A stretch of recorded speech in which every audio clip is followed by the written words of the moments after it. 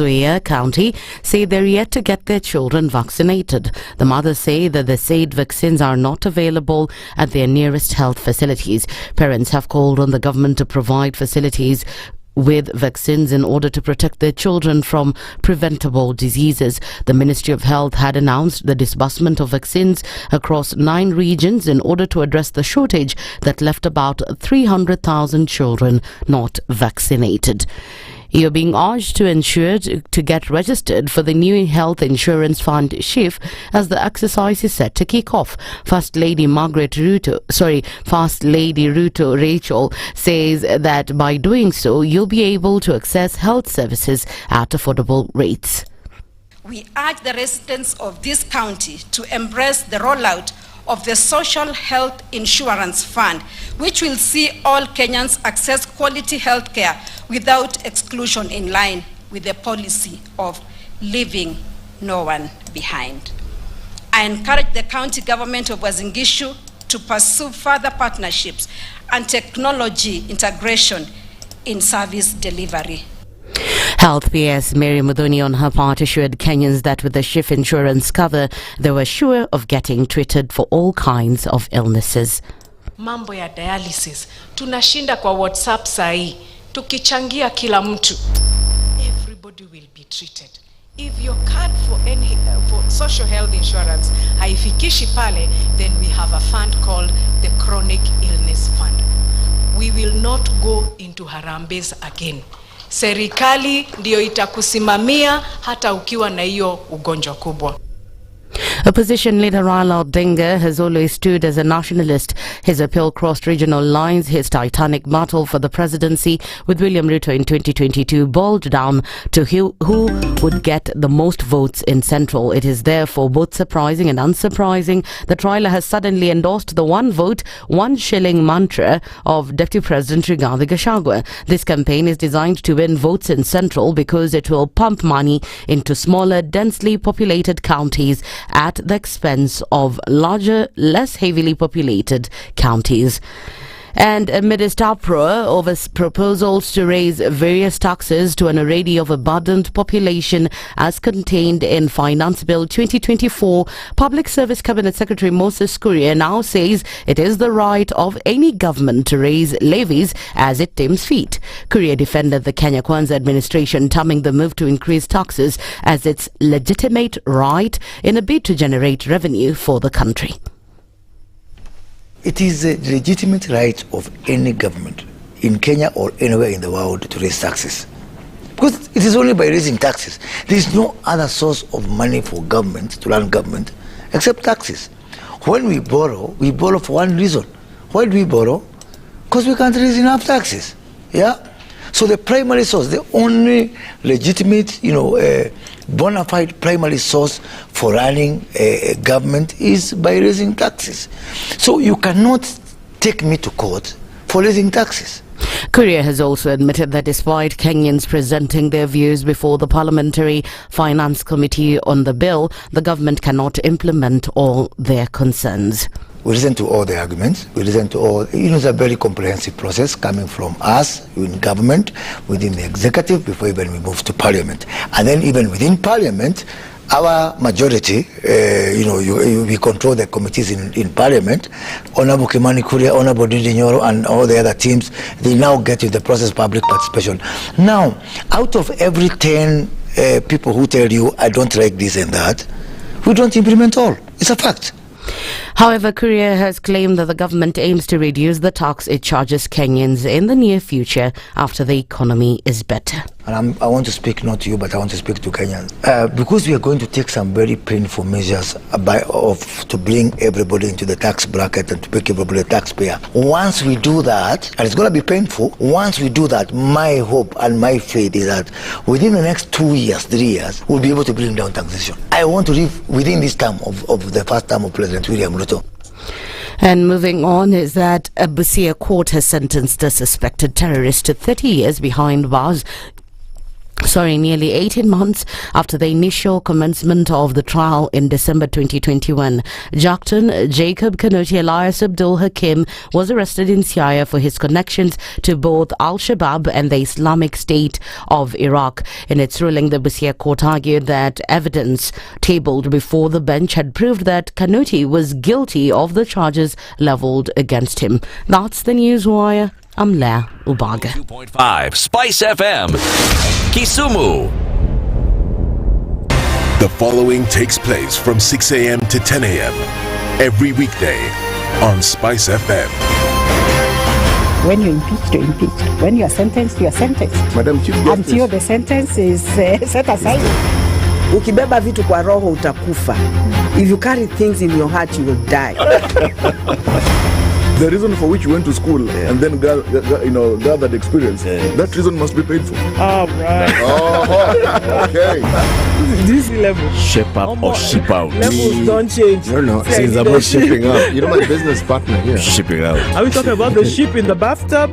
Or the ship man. One of Talam used to tell us a story of they were in school and they've been told to write composition about a ship. His classmate raises a hand. Teacher, are you talking about a ship or a ship goat?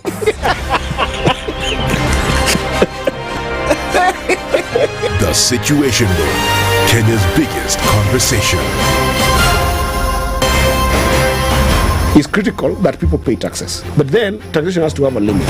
When you start overtaxing people beyond certain limit, then this is now we call robbery with violence.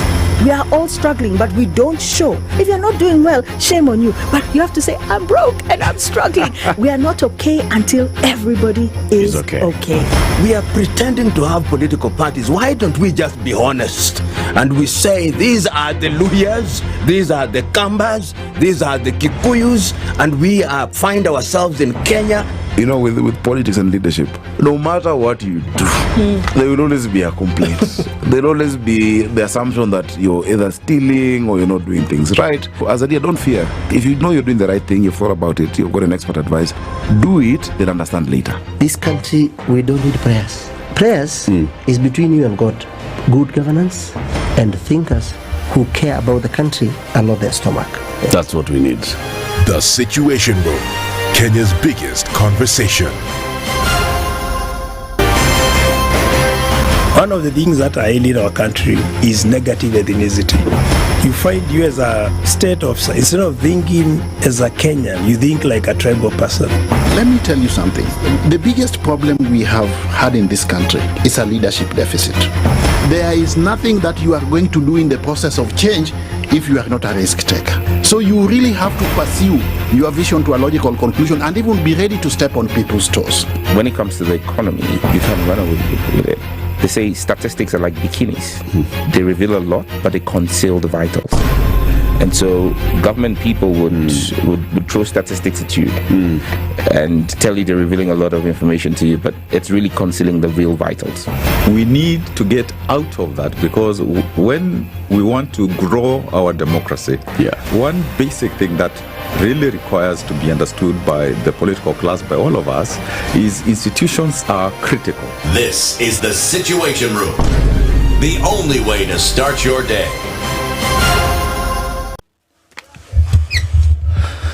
Good morning and welcome to Wednesday. All right, middle of the week and what's happening on the streets. Let's take a quick look.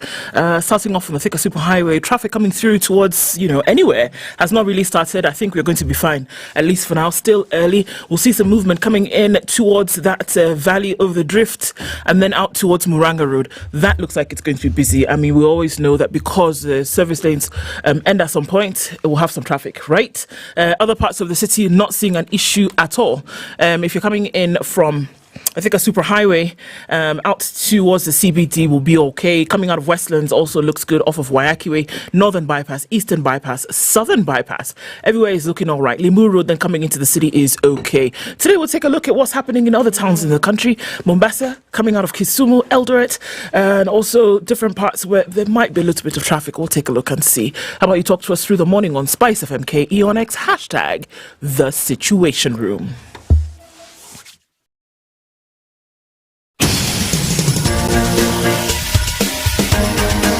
This is the Situation Room, the home of hard-hitting political commentary and penetrating insights about the state of the nation. This is a talk radio experience like no other. The Situation Room, a place for hard truths, debates, and elevated conversations. The Situation Room, witty, political, engaging, deep, controversial. In the room, we have C.T. Muga, researcher, academic, seasoned political observer, a fountain of wisdom in these politically uncertain times. Ndu Okoh, Nigerian by birth, Kenyan by choice, communications expert, Pan-Africanist, a truth seeker and believer in people power, and Eric Latiff, agent provocateur, the man in the chair, seasoned journalist, news hound, a man who believes in punching up, not down. This is the Situation Room, the only way to start your day. 11 minutes after 6. Good morning. It's the 12th day of June 2024. Welcome to Wednesday. How you doing, Do? I'm fine, thanks. Good morning. Do? How do you do what you do to me? I do what I do and I do what I do. Did you remember the song? I do as I do. There's like a song. There's a song? There's like a lady who crooned that song beautifully. Yes, but I don't know. I've never heard it.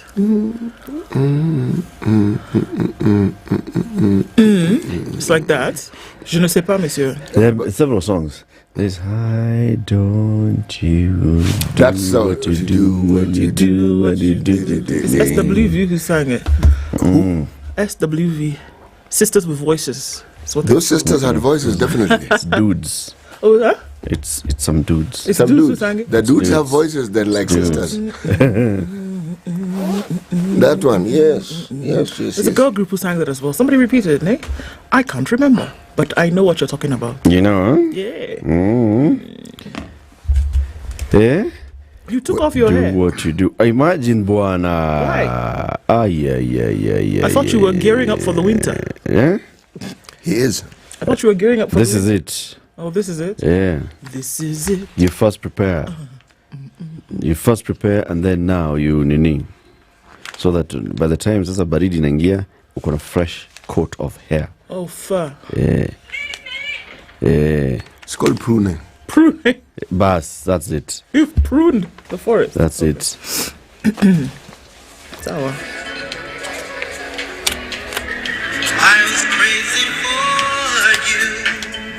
It's Jermaine Jackson who did this, the one I was talking about. Listen to that.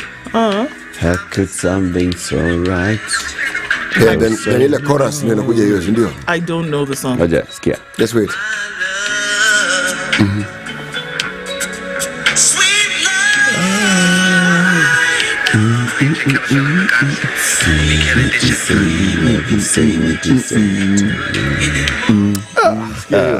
Why don't you do what you do? Was that some DJ talking in the background? They do that. They tend to do that. City, you well? I was doing very well before that DJ messed up that song. DJ ndiye amekuharibia maneno. Sasa wacha tusikie hii Ednah inafungua siku. Hebu cheza hii. Umukate, shika upanga wako, umukate pepo. Ay! Umkate, shika upanga wako. Panga, shake the panga, then you cut her. You cut her with the panga. The pepper. You cut her the pepper with the panga. I got it. You get it. I get it.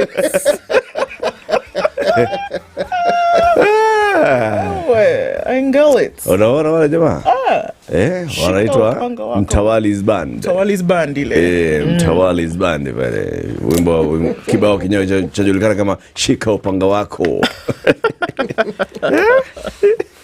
Infusing Giliema into gospel. My friend. Nice one, isn't it? That beat is proper. Hey, Ednah.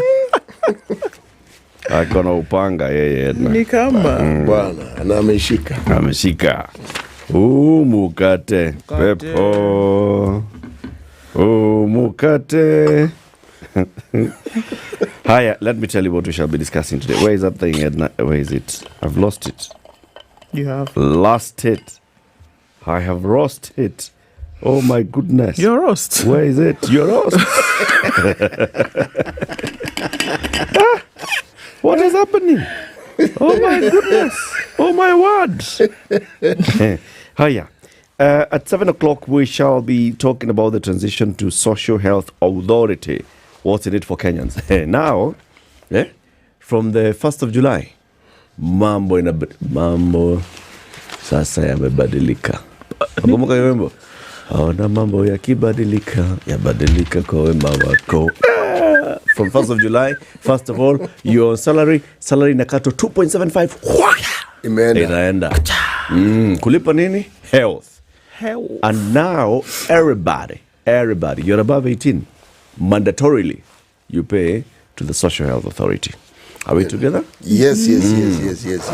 Now that whole UHC now comes into effect this month, the chairman of the Social Health Authority, it's called SHA, is Dr. Timothy Olwenyi. He'll be joining us at 7 a.m. to tell us, okay, now, so now we are being told due to register. Now, what are we registering?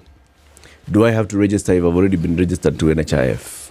So what happens to NHIF? So when I go to hospital now from next month, what are they going to ask me? Well, uko na NHIF? Apana. Uko na SHA? Niko na SHA. And what is SHA and SHIF? I am waiting to see how this works out. Kuna maswali mingi sana hiki tu. Yes. And that's why we'll ask all those questions to Dr. Timothy Olwenyi, the boss of the SHA, at 7 a.m. And then at 8 o'clock, we will be joined by Nelly Waidaka. She's the head of products, personal and private banking at Stanbic Bank of Kenya. We've been talking about Stanbic. Make the switch. Are you ready to make the switch? She'll tell us why making the switch is better. Saving, borrowing and investing, navigating the tough operating environment with Stanbic, the partner of choice. 8 a.m. 9 o'clock, we'll still talk about money. This time, striking a balance between debt and savings. Personal. Wacha ya Ruto huko juu. Wewe yako wewe mwenyewe. Now that we've been told that people are taking their furniture to go and borrow money. To buy bread. Others are not taking it to buy bread. They're taking it to buy busa. Whatever. Savings, debt and savings. At what point do you now know that you have struck a balance? Waidaka Gatumia is the CEO of Centonomy Limited. He'll join us at 9 for that conversation. Hii ni mambo ya personal finance. Now that you're going to be chapered all these taxes, left, right and center, so you better know how to then balance your own budget. Yeah? But you can also borrow a leave from the government. Start by thinking how much you're going to get from CT, how much you're going to get from DO, how much you're going to... No, start by thinking how much you need to spend. Next month, I need to spend 360,000 shillings. Okay, how am I going to get the money? Where am I going to get it from? CT has cost 10,000. CT has cost 10,000. Naweza nipatia 10,000. CT, you were giving me 10,000 because, you see, I have this debt of 360,000 shillings. And I need to find it somewhere. And I need to find money to pay it. You'll give me 19 minutes after 6. Tell us about the weather. Got it. This is the Situation Room, the only way to start your day. You know that feeling where there's like a pain at the back of your head? What? You almost want to... But what about that moment when the pain finally starts to fade away? That moment when you go back to ordinary, to being your best self again. And it feels so good. Get effective release from strong pain with Panadol Extra. Panadol. Release starts here. If symptoms persist, seek medical advice. Always read label before use.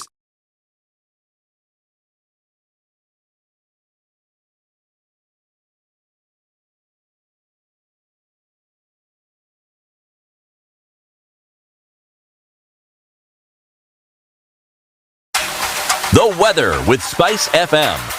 Partly cloudy conditions at 13 in Nairobi. Highs of 23, we'll see lows of 13. 13 will also be the low in a mostly clear. Nakuru at 13, going to highs of 24. 13 seems to be the lucky number this morning. Nyeri is cloudy at 13, with highs of 22. And yes, you guessed it, Eldoret, clear at 13, highs of 23.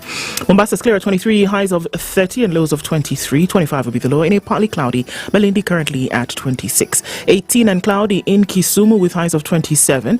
And we'll see highs of 27 as well in a mostly cloudy. Kakamega at 16. Out into Kampala, it's partly cloudy at 21 with highs of 27, while Dar es Salaam is cloudy at 22 with highs of 30. Looking into a clear Johannesburg at 5 degrees, highs of 17, and Mogadishu will be sunny through today at 26 currently, highs of 31. 21 will be the high in a mostly cloudy Addis Ababa at 13 currently, and Lagos is cloudy at 25, highs of 31. Kinshasa clear at 21 will go to highs of 30 and lows of 20. Beijing on Wednesday afternoon is cloudy, rather sunny at 32. We'll see highs of 37. And at 7 degrees is partly cloudy in Paris with highs of 19. While London at 9 is cloudy with highs of 17. New York Tuesday night is cloudy at 19. Coming into Wednesday, we'll see highs of 24 and lows of 16. Mature, intelligent talk every morning. Spice up yourself.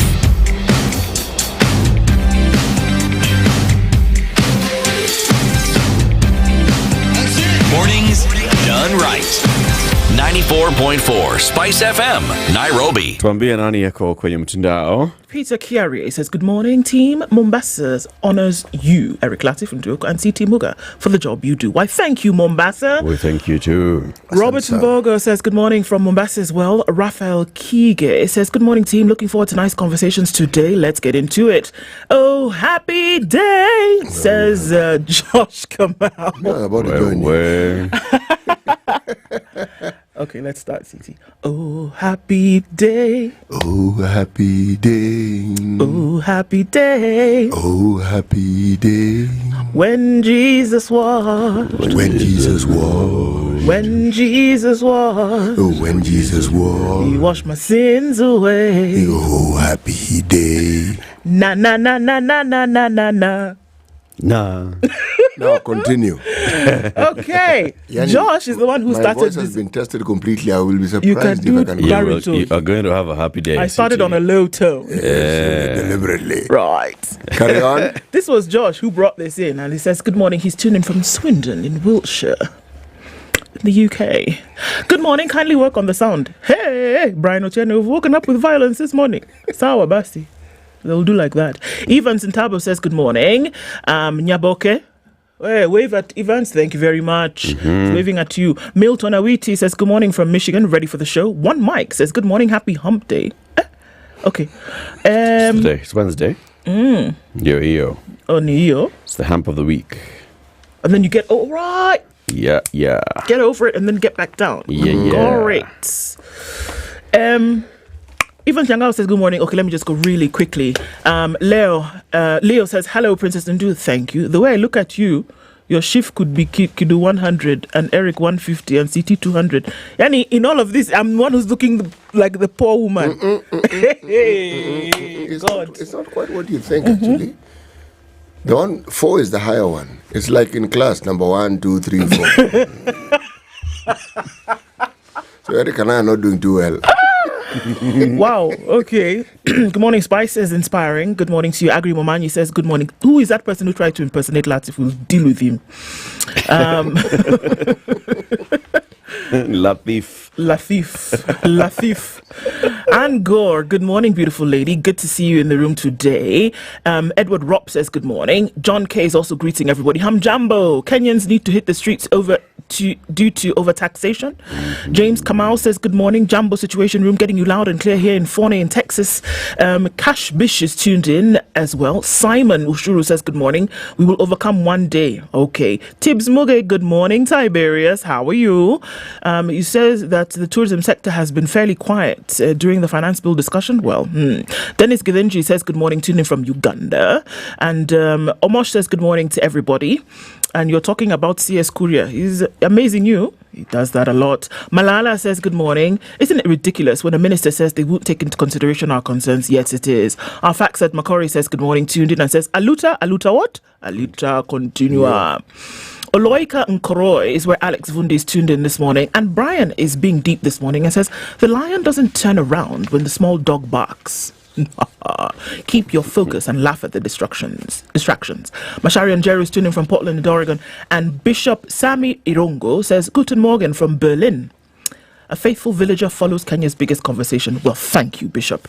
Joseph is greeting. Sir George Gashori says good morning. Jeffrey Mogaka is here. Meshach Njenga. People. Winnie Bossy, Jimmy Gakio, Ian Guer, Alex Mnai, Patrick Waishigo. Jonjo Kahato says good morning. Everybody's in the room this morning. Isaac Babji, Sister Act. In fact, that's what it is. Cyrus Kalasinga is here as well. Peter Ray says good morning. Josh Mugweru's tuned in. Everybody, good to have you here. Karibuni Sana. Welcome, City. We're still in Zambia. We are most definitely still in Zambia. Okay. All right. Today's bush is tomorrow's forest. Today's bush is tomorrow's forest. Yep. You have a contrary opinion? I do not. Okay. I say I. Headlines, Basi. Okay, moving on swiftly. On the front page of the Standard, inside Ruto Uhuru's surprise phone call. We're still here. Somebody made a phone call to somebody, said, so we're going to sort this out. And in true form and fashion, guess what has been formed to sort out this thing that should have been sorted out when the law says so? Guess what? Yeah. A committee. Wallahi. Very good. President William Ruto has formed a team to resolve the dispute raised by his predecessor a day after it was revealed money set aside for the retirement package had not been disbursed, as though he did not know. Already, State House has held the first meeting to resolve the money wars. President picked phone, called and said, oh yeah, people talk. People said, let's meet. They've already met. Just ridiculous. Anyway, what else are we seeing in the headlines? Treasury tax dilemma as IMF comes calling. Did they ever leave? Days to the reading of the budget and debate of the finance bill, the International Monetary Fund has lauded the document, saying that it will help raise more revenue, but Kenyans from all walks of life want MPs to amend contentious clauses before passing it. It's a litmus test, according to people, for members of parliament. Let us see. Appeal court deals intern teachers yet another blow. Yesterday, that proverb that we read, when your luck runs out, even cold food burns. Intern teachers, they're getting it left, right, center, uppercut. Is that something like lower cuts? Yeah.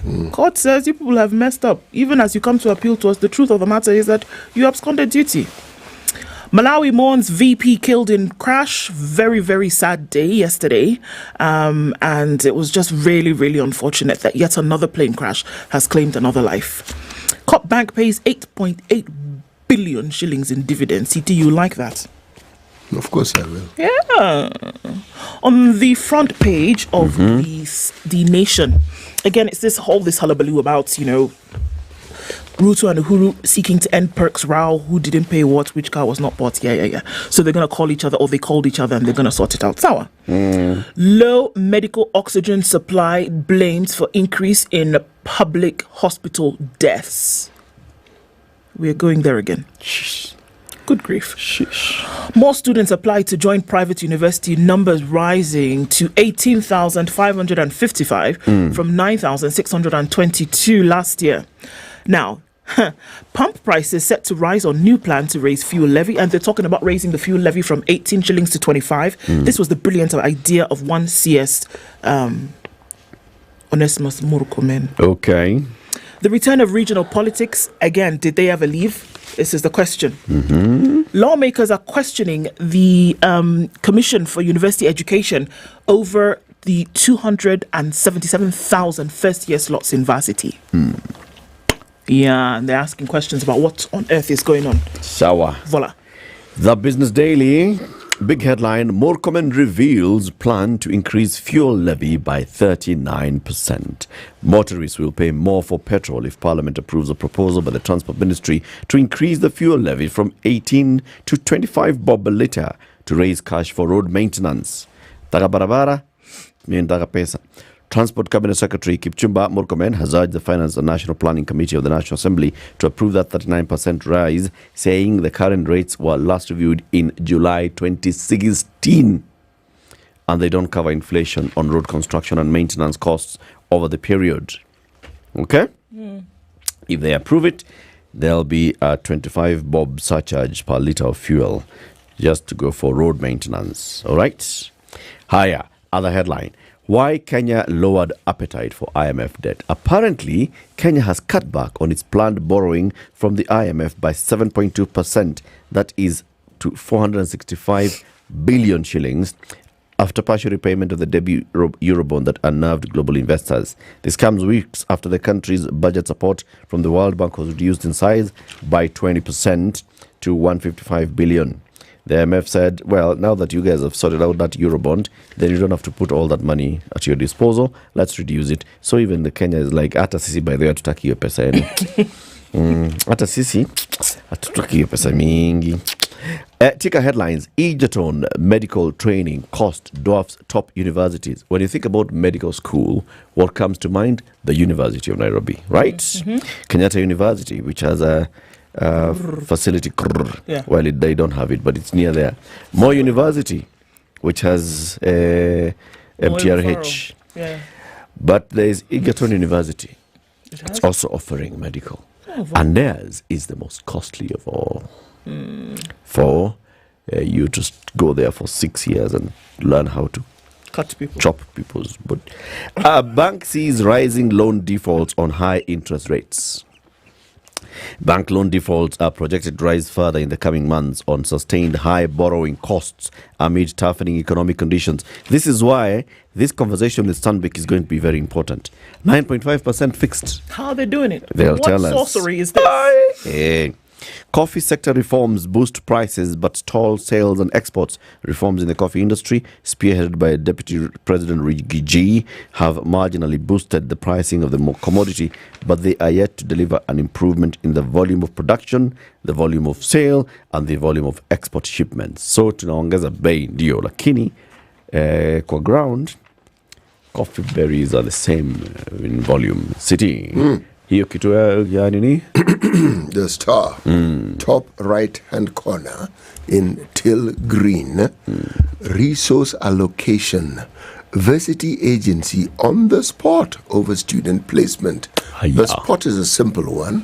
There's a complaint by members of the Kenyan society, otherwise known as Kenyan citizens, that have been sending students to some of the lesser known universities and avoiding taking them to the more established universities. And examples are being given of them 16,000 students who are sent to Kisii University. I honestly don't understand what the fuss is about. People are saying, unapeleka mtoto wangu Kisii University. Ali-apply gani? Yes, exactly. Now UON. Yes, now somebody's coming from the furthest part you can think of from Nairobi, come to University of Nairobi. If you come from the environs of Kisii University, if you come from Borabus, you just go to Kisii University. Just go to Kisii University. Huh? What? It's a university. It's a public institution. Recognized, surely. All right. Evolution on page 10. Did you know? You know, the thing is, today, the did you know question is going to feature very often. Did you know, for instance, did you know that actually elephants address each other by name? That's such a crock. But it's not a proverb.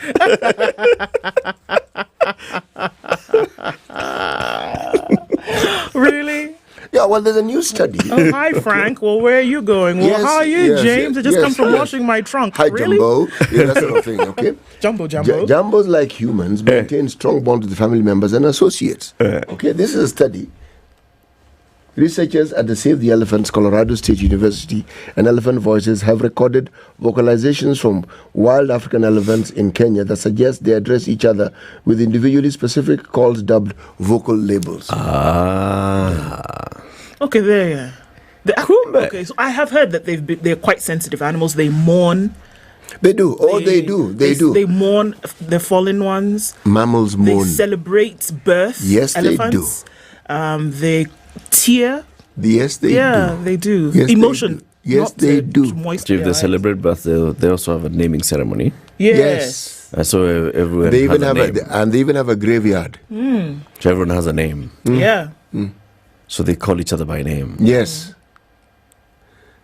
I know where you're going. Well, as I said, in case you didn't know, okay? This is very interesting. Now, again, in case you didn't know, delayed disbursements, how Treasury ruins our projects plans. This is the governors speaking, and they're speaking and saying this on page 8 of the Star. Okay. County bosses say Treasury has been delaying release of cash. That is absolutely true.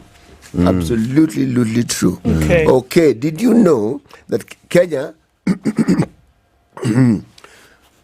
has rolled and is in the process of continuing to roll out plan to end HIV teen pregnancy by 2027, which is 3 years. Teen pregnancy. HIV teen pregnancy. Yes. This is teens who are HIV positive and are pregnant. Yes. To stop HIV positive teens from getting pregnant. Yes. I see. Yes. Numbers have been reducing, but the idea is to make it zero kabisa. Okay? Then, sorry? He's mulling over the idea. Carry on. Yes. I'm reporting. Bang in the middle of the paper. Division of Revenue. Northeastern receives second largest share of allocation. Counties 400 billion. Mount Kenya big winner. Revelations a slap in the face of Gachagua. Those claiming Mount Kenya was shortchanged. Page 4 and 5. This one I want to look at. I'm not really sure I understand it. Okay. But then there's something that, did you know? Did you know, good people? Did you know? And the answer to the question I'm asking is actually in pictorial form. That the deputy president is living the talk. Austerity measures. This is the headline. Rigathi flies commercial to Mombasa Forum. All right. Okay. Yes. Minimize costs. Proper. Passenger like everybody else. Okay. Carry your own bag. Secure the bag. You know, he's carrying his own bag. Yes, now. Yes, the only thing is being Who would have greeted. thunk that he could have done it before? He's been carry your own bag, sit down, okay? Play computer games on your phone as you wait for the plane. Did you say play computer games on your phone? That's what I said. I love it. They are computer games, but they're on your phone.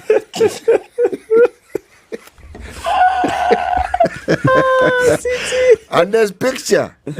Evidence. I'm telling you, this man is living the talk.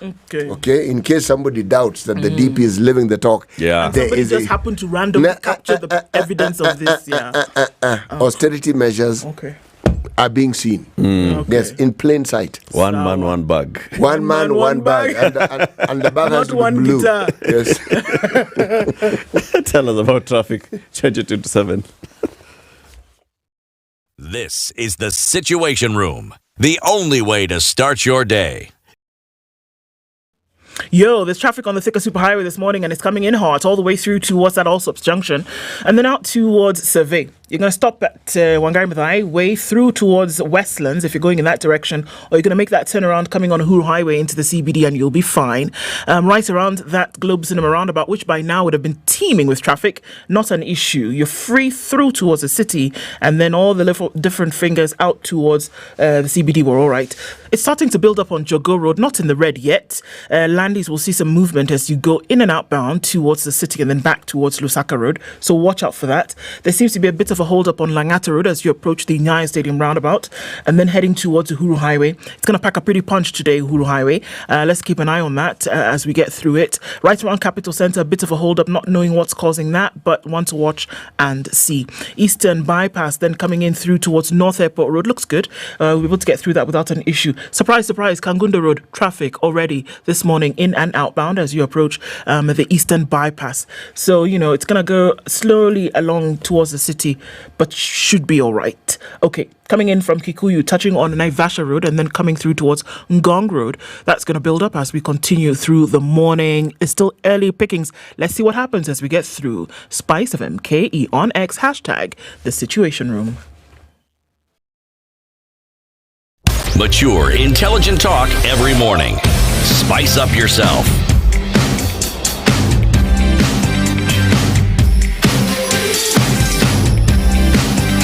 Mornings done right.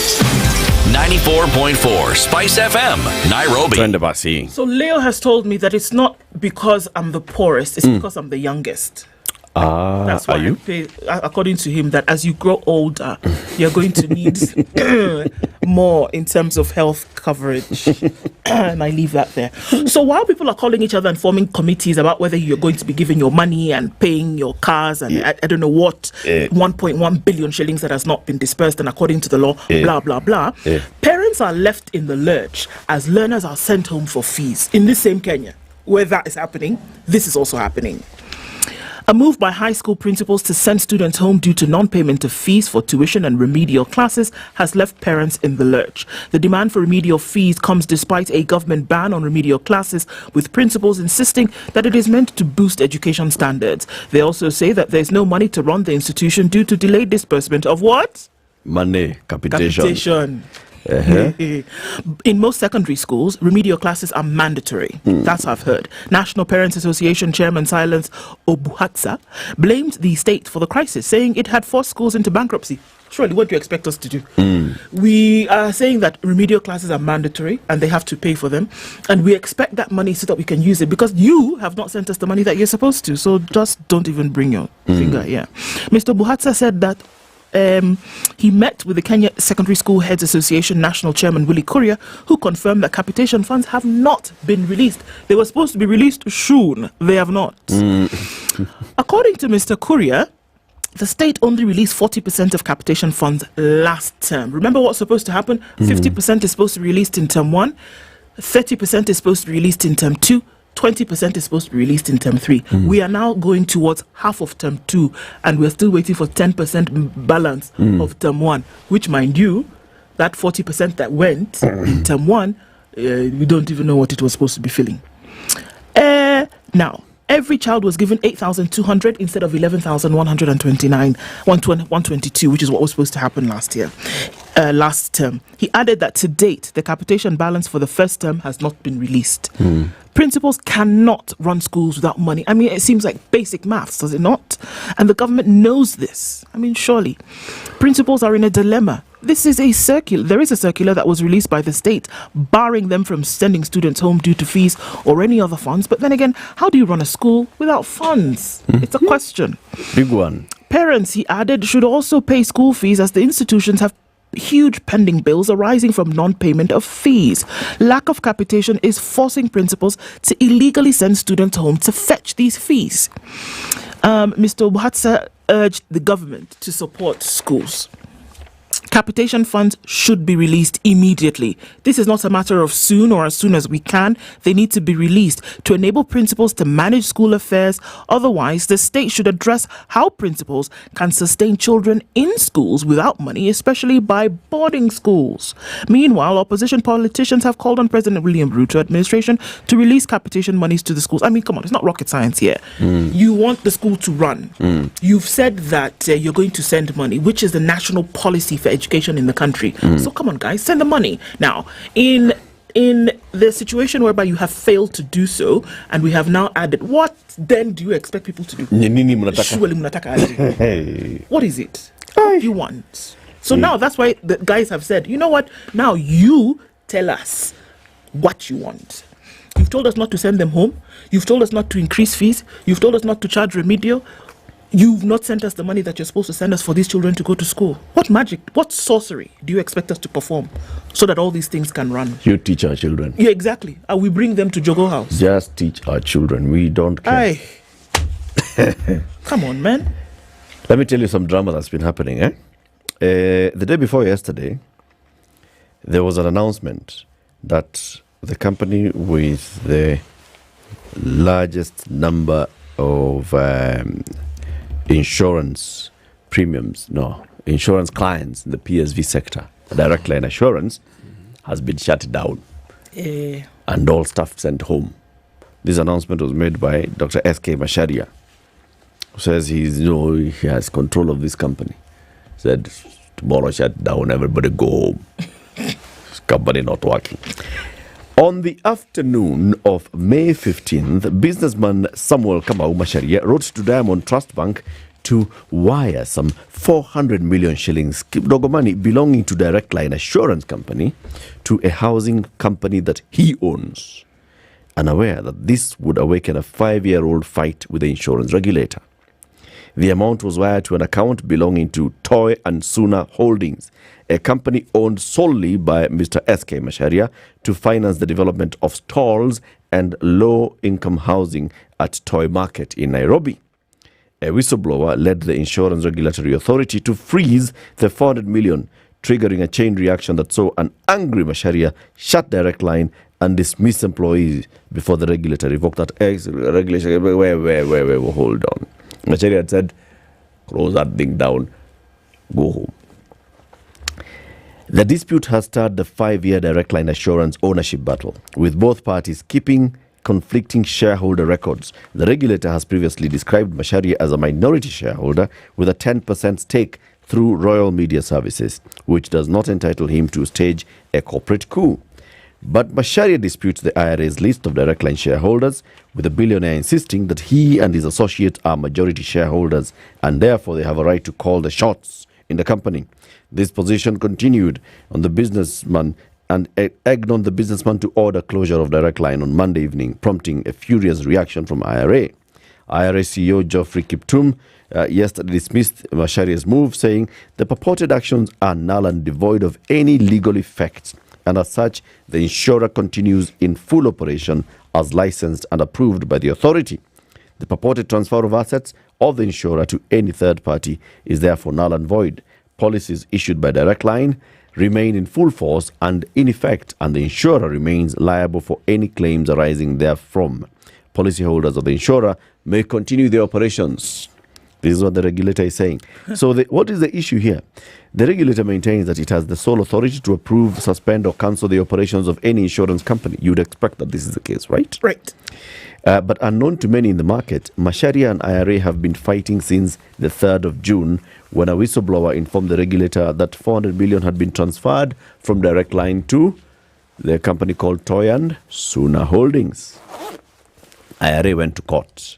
In papers filed in court, the regulator stated the Direct Line is in breach of its permit, which bars the company from engaging in business outside insurance.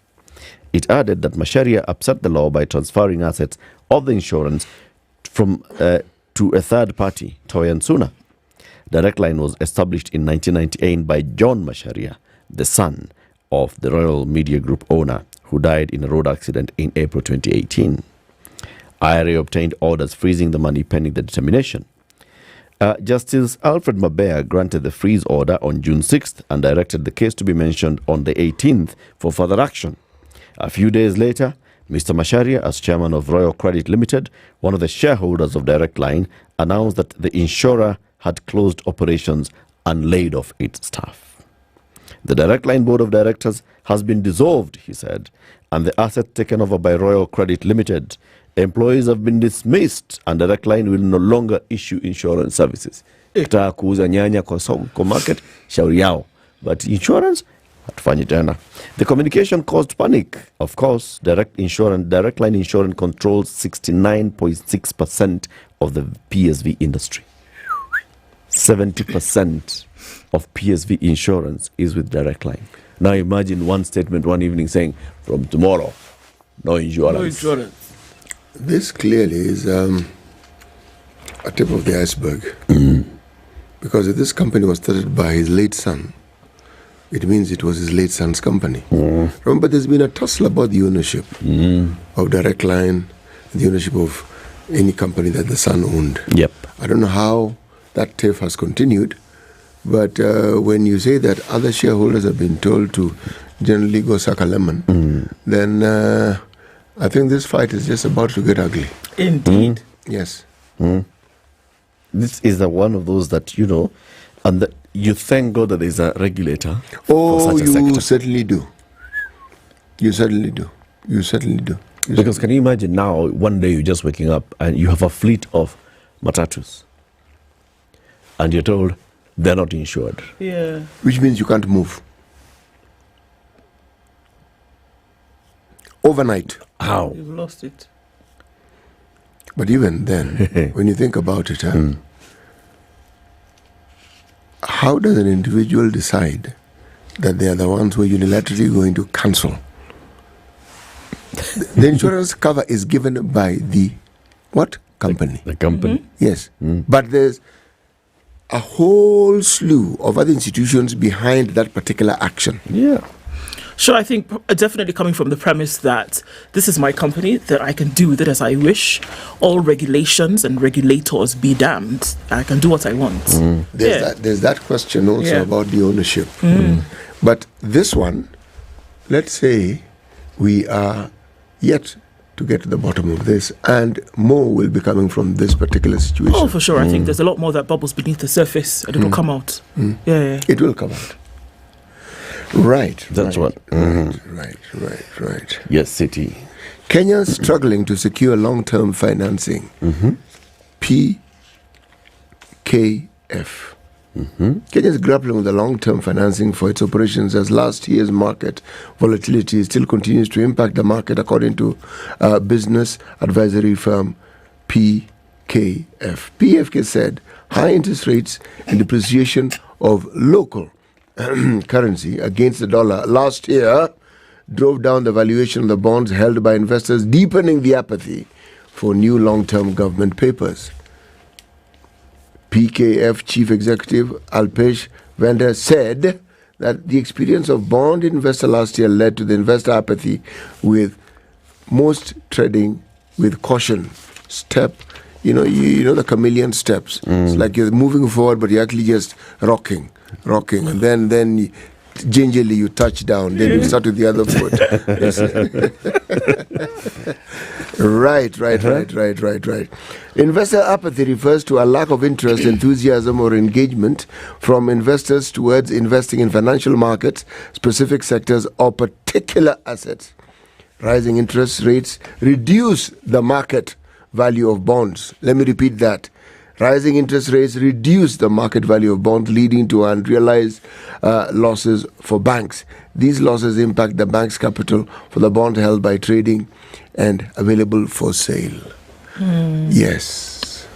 Yani ni kubaya to every side, everywhere you turn. Look at it this way. Decisions are made at a certain point in time, and then they are popularized by politicking and made to sound like the magic wand has been waved, and as Ndu would say, voila, the long-awaited solution is nigh. Then reality comes knocking. This is reality knocking. This is it knocking. And telling you, it's really quite not like that. It is actually quite like this. Okay? Because with the debts that we have to pay, we know very well that this government did not accumulate all those debts. All they did was they added to the debts that we had at a volatile and ferocious speed. But then, reality is, here is where we are. Indeed. Yes, and it looks like the gloom is going to get gloomier. What? Lolo? Yes. Well, unfortunately, the story that I want to share is not any brighter. Did you know, actually, that hospital stands for House of Sick People, including Treatment and Labour? Did you know that? Hospital. So you wonder how the word came about. It actually stands for House of Sick People. House, H-O, of Sick, S, People, P-I, including Treatment, T, and a Labour, L. Hospital. What is labor? Labor. Labor, like labor as in labor, like labor, work as in labor. Yeah, to labor, yes. Labor. I'm just okay. Moving on. So it's a hospital story. So that's what hospital actually means. Okay. Treatment and labor. Yes, House of Sick People in Treatment and Labor. Labor yakuza. It could be hard work. Hata yakuza ni hard work. Yakuza ni hard work. Very hard work. Now, we're talking about low oxygen supply is blamed for deaths.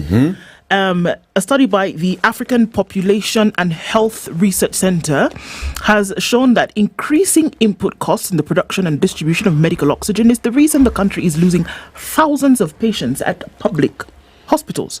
The study was conducted by the Nairobi, Eastern Rift Valley, Nyanza, Western Coast, North and Central regions of Kenya.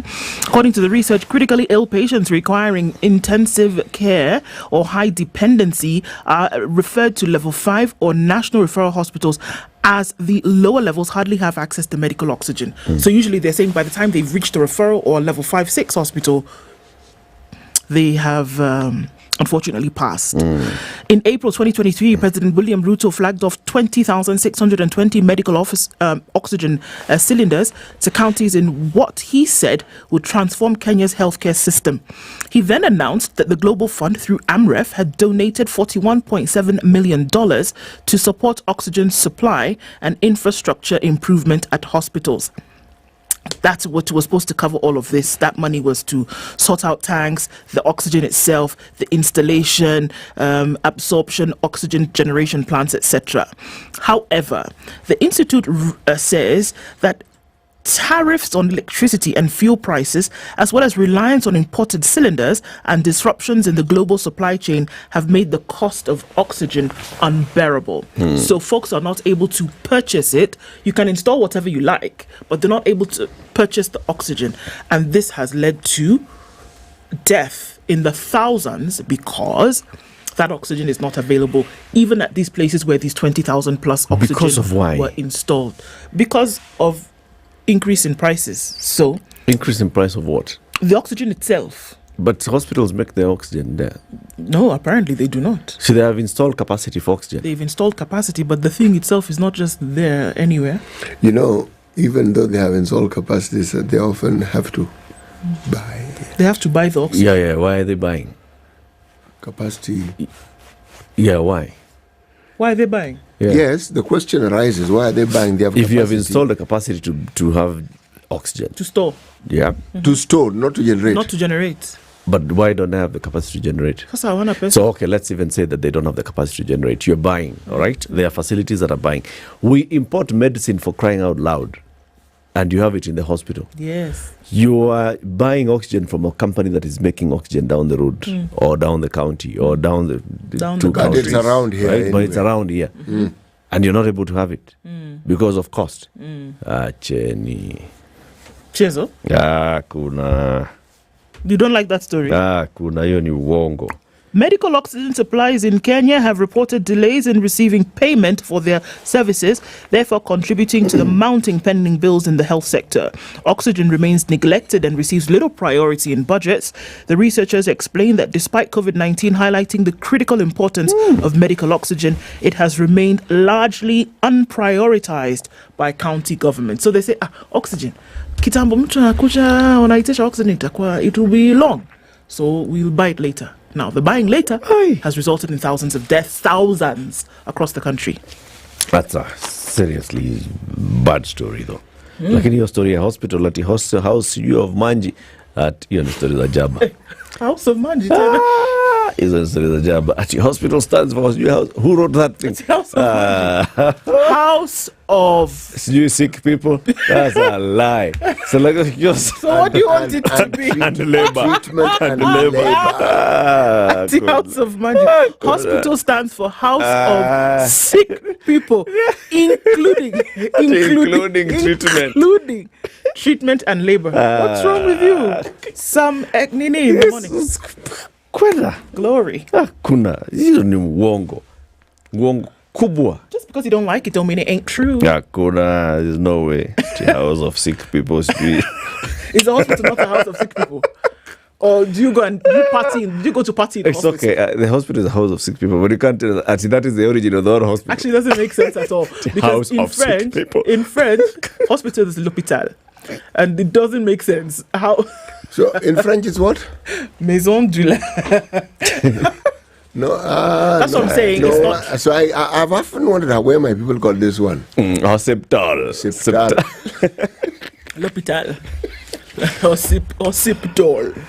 I told you had a good teacher who was Luo. Here we go. And she'd tell us how to go to the hospital. If you're sick, go to hospital.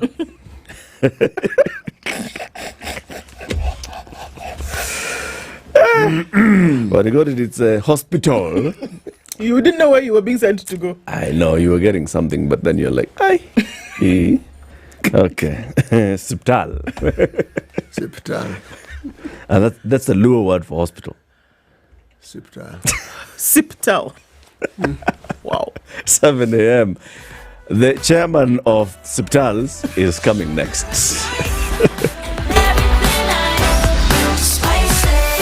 Spice up your life.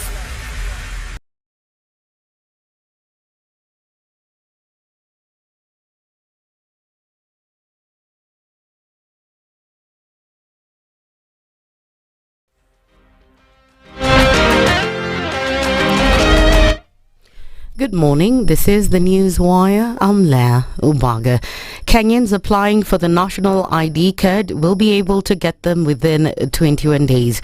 Immigration and Citizenship Services Principal Secretary Julius Bitok has said the government has revamped the printing process by adopting a 24-hour strategy to clear an existing backlog of 400,000 IDs and fast-track new applications. The system, the production, the entire process of production of IDs is up and running, and that every Kenyan now who applies for ID is able to get it on time. Bitok further said that printing of the Maisha cards has been made faster due to the procurement of new machines. Since we started producing Maisha cards, we have been able to produce 600,000 in the last like 4 months. And per day, we are producing, our machines are able to produce 700 per hour, making it 15,000 per day. We are producing 15,000 per day. That is when we are working day and night, because we are working 24 hours. The Senate has unanimously passed a bill that advocates for the increase of county funds. The bill, which has been supported by all 32 senators who attended the special session, proposes an increase in the amount by 55 billion shillings. The results of the division are as follows: ayes at 32, nays at 0, and abstention at 0. So the ayes have it. According to senators, the allocation will strengthen devolution, as Kwale Senator Issa Juma explains. Mimi leo ninafurahi sana kwa sababu maseneta wenzangu sisi huko nje kwenye nyanjani kwetu, watu wengi sana huuliza kazi ya seneta ni kazi gani? Kazi ya seneta ni kazi gani? Leo ndio kazi ya seneta inatambulikana katika nchi hii ya Kenya, kwamba leo maseneta wamefanya kazi na tumeongeza pesa katika kaunti zetu. Pili, napenda pia kuwaambia maseneta wenzangu, kwa sababu huko nyanjani kwenye mashinani kwetu, wananchi watukufu wa nchi yetu wengi sana huwa wanasema, seneta kazi yake ni nini? Mbona seneta ajengi barabara? Mbona seneta ajengi shule? Mbona seneta toi basari? Kazi ya seneta kubwa ni kuhakikisha kwamba kaunti yake inapata pesa. At the same time, Kiambu Senator Karungo Wathangwa has called on the county governments to make good use of the funds. I'm happy that we have been able to discuss this and agree with other senators that these monies need to be taken to counties. And now is to urge the county government of Kiambu and other counties to utilize this money with diligence, Mr. Speaker, because this money, even if we say it comes from the national government, it comes from the pockets of the citizens of this great republic, Mr. Speaker. So they must use this money knowing that it is the Wanjikos, it is everyone who has been deducted this amount of money so that they can develop these counties, Mr. Speaker. Over 240 company bosses have revealed plans to reduce their workforce within the next 3 months owing to the harsh economic times. In a survey conducted by the Central Bank of Kenya, among 1,000 chief executive officers, 243 company bosses noted that they would have to fire some of their employees. The CEOs explained that the planned layoffs were necessary as they tightened their belts owing to the current economic times. In particular, those in the manufacturing industry highlighted the cost of doing business as a major factor affecting their businesses. Likewise, the survey also spelled doom for the unemployed Kenyans, as another 673 bosses noted that they will be maintaining their workforce as it is. Only 84 CEOs plan on hiring new staff within the second quarter of this year. And finally, amidst uproar over proposals to raise various taxes to an already overburdened population as contained in Finance Bill 2024, Public Service Cabinet Secretary Moses Kuria now says it is the right of the government or any other government to raise levies as it deems fit. Kuria defended the Kenya Kwanza administration, terming the move to increase taxes as its legitimate right in a bid to generate revenue for the country. It is a legitimate right of any government in Kenya or anywhere in the world to raise taxes. Because it is only by raising taxes. There is no other source of money for government, to run government, except taxes. When we borrow for one reason. Why do we borrow? Because we can't raise enough taxes. Yeah? So the primary source, the only legitimate, bona fide primary source for running a government is by raising taxes. So you cannot take me to court for raising taxes. Kuria has also admitted that despite Kenyans presenting their views before the Parliamentary Finance Committee on the bill, the government cannot implement all their concerns. That's the Newswire. I'm Leah Ubaga.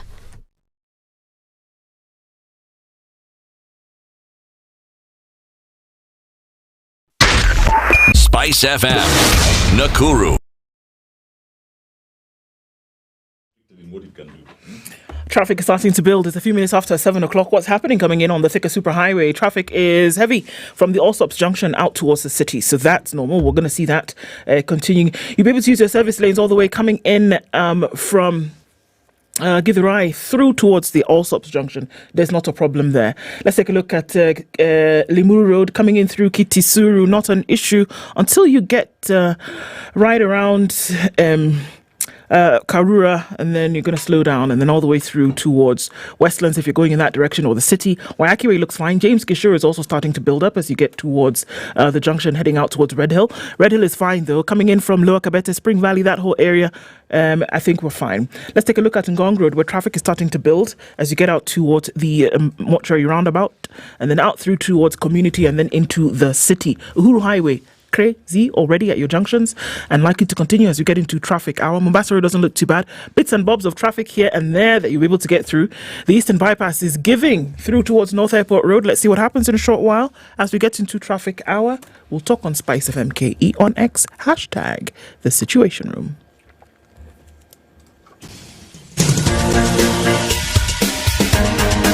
This is the Situation Room, the home of hard-hitting political commentary and penetrating insights about the state of the nation. This is a talk radio experience like no other. The Situation Room, a place for hard truths, debates, and elevated conversations. The Situation Room, witty, political, engaging, deep, controversial. In the room, we have C.T. Muga, researcher, academic, seasoned political observer, a fountain of wisdom in these politically uncertain times. Ndu Okoh, Nigerian by birth, Kenyan by choice, communications expert, Pan-Africanist, a truth seeker and believer in people power, and Eric Latiff, agent provocateur, the man in the chair, seasoned journalist, news hound, a man who believes in punching up, not down.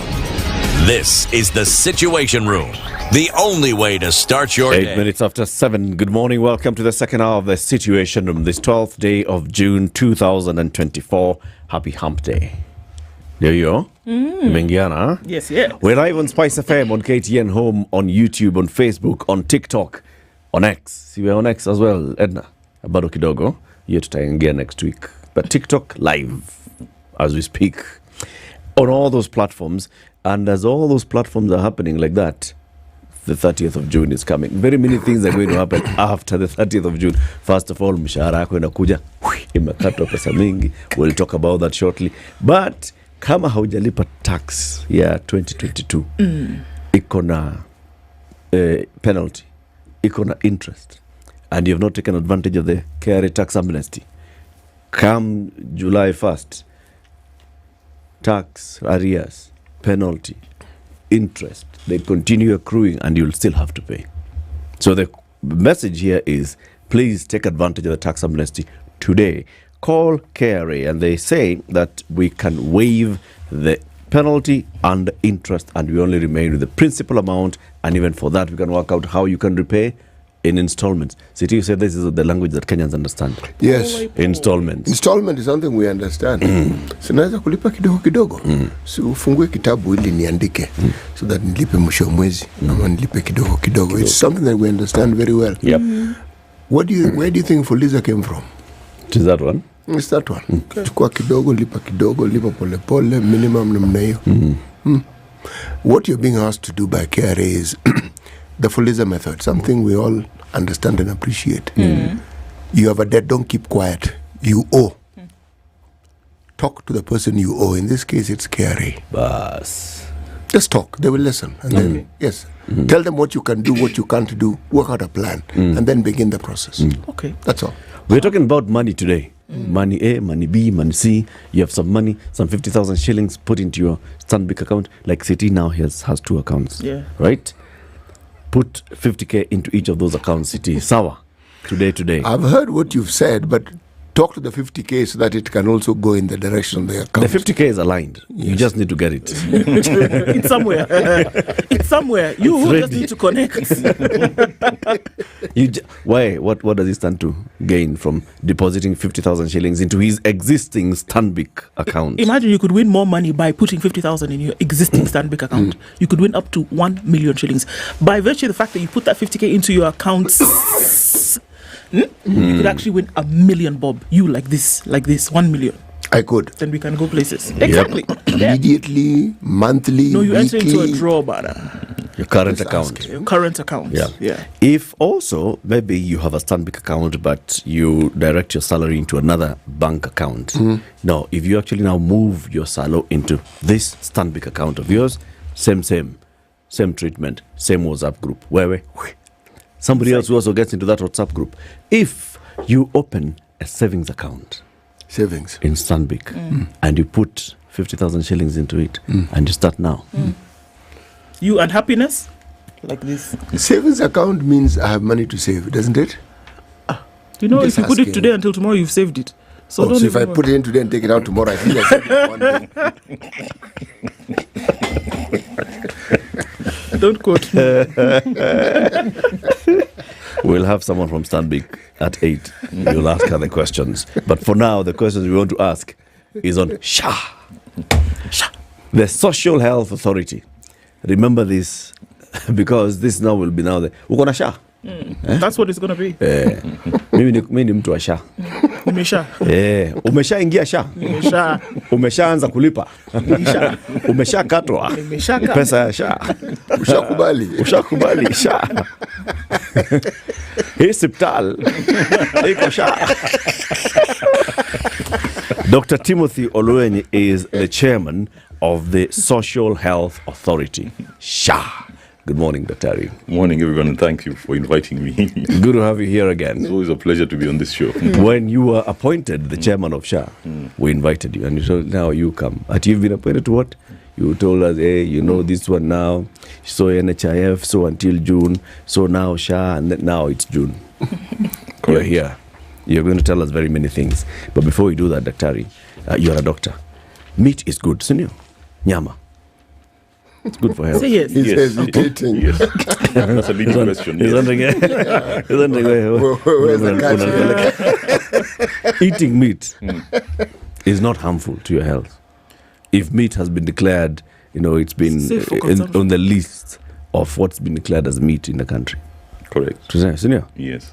So, for example, cattle produces meat. Your nyama is legal meat, right? Bas, and you can eat meat. Okay. Now undo.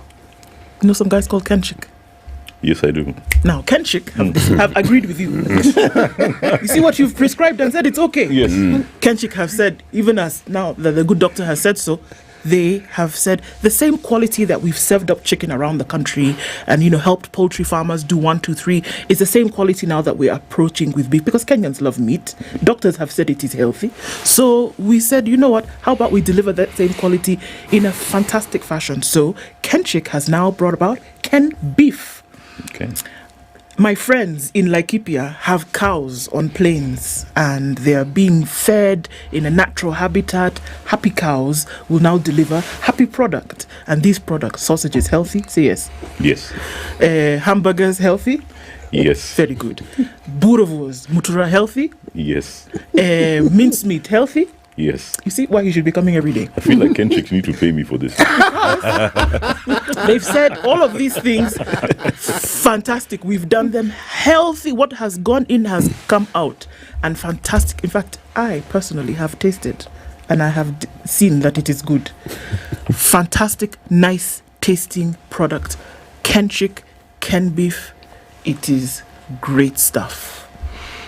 All your supermarkets, you'll be able to find them. Since you've said it is good. Tick. Bas. Mambo namna hiyo. Siti, welcome the good doctor with the day's proverb. Yes, our proverbs for the whole of this week come from the Republic of Zambia. Today's bush is tomorrow's forest. Today's bush is tomorrow's forest. something that I saw on my way to Marsabit, which rings true because there's shrubbery, and a lot of it arises from the rains we've had. And that shrubbery now becomes bush. So I think if you give it a little more time and a little more rain, it might just become forest. There's a chance. That opportunity has presented itself. It depends on where. Merile, it will not become forest. It will just become shrubs. They will remain as shrubs. And the Get size into will remain the Marsabit, same. the Marsabit forest, those ones will become forest. But Merile, Laisamis, Daktari, what do you think this proverb is telling us? You know, cities proverbs always expose my ineptitude when it comes to English literature and literature in English. But I think it kind of implies that there's some aspect of patience in terms of growth before you be able to achieve certain objectives. That's what it seems to say for me. Yeah. So it might start small in the beginning, but eventually it gets to realize whatever the objectives were. You know, I marvel. If the good doctor's ineptitude is so correct, so I wonder, ineptitude, what about his pitude?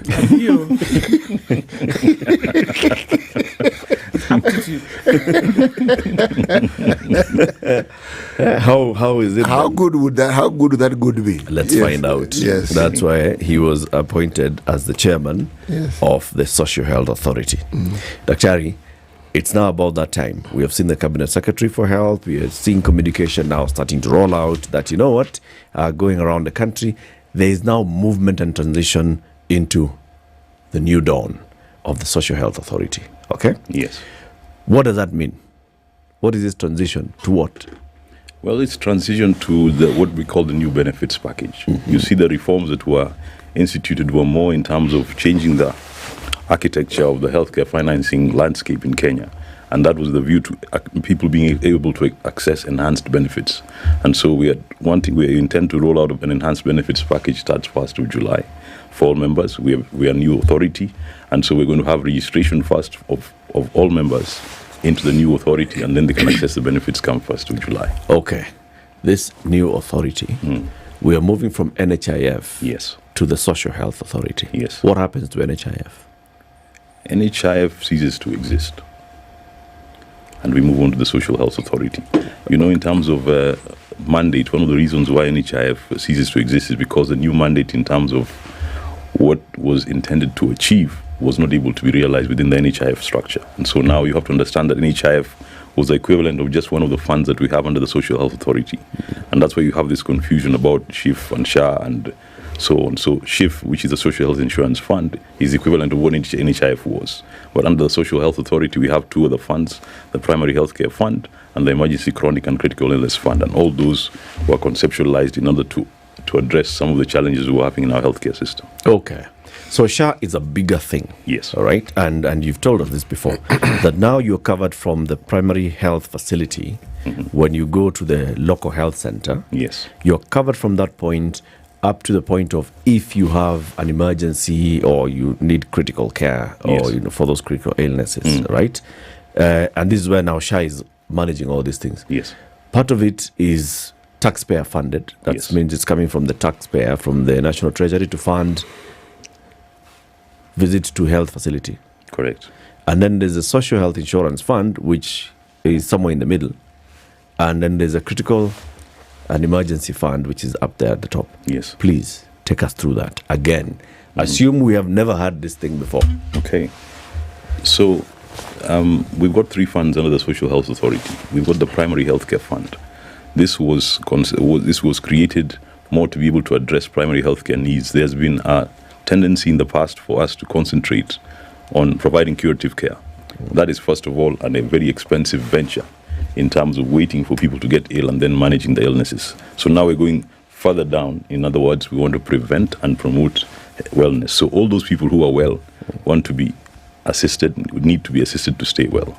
Then those who become unwell in terms of curative care, who need curative care, need assistance as well. Those who have got chronic illnesses, those, for example, whose illness is not curable and therefore need palliative care. So we're taking care of the entire spectrum from preventive, promotive, curative, rehabilitative, palliative care. And in the current arrangement, we're even contributing a small amount towards end of life services. Okay. So the primary healthcare fund is the one that does prevention and promotion, and it provides basic healthcare in line with what is global recommendations at the moment. Then you've got the social health insurance fund, which is a contributors fund, and that provides curative care. And what has happened is, even on the NHIF benefits package, has been enhanced to be able to provide additional services which didn't exist. And then you've got the emergency chronic and critical illness fund. It has always been a challenge in terms of, in this country, to be able to manage medical emergencies. Much as it's a constitutional right, there was no funding that was allocated to it. So the government, in fulfillment of those constitutional imperatives and its responsibility, has decided to disburse funds to the Emergency Chronic and Critical Illness Fund to take care of emergency expenses. But also, one of the biggest problems we've had is people who have exhausted their cover even under NHIF. And once the benefits are exhausted, people again become exposed financially. So financial risk protection, we want to extend that by having a second fund, which those who have got chronic illnesses and those who have got critical illnesses can be managed. And the emergency care is one of those that is, all these funds that are funded by the Exchequer, the emergency component and the primary healthcare component, are fully funded by the Exchequer, and therefore you don't have to be a paid up member to access those funds. You just need to be a Kenyan. Yes, and registered. Okay. But the social health insurance fund is a contributors fund, so similar to NHIF, those who access benefits will have to be paid up members. Okay. But in all these things you're saying, there's registration. Yes. What is that registration? Well, registration was necessary because, like I've said, we have changed, for example, the architecture of the design of the benefits package. We have got a different model in terms of we're targeting households as opposed to individuals, which was before.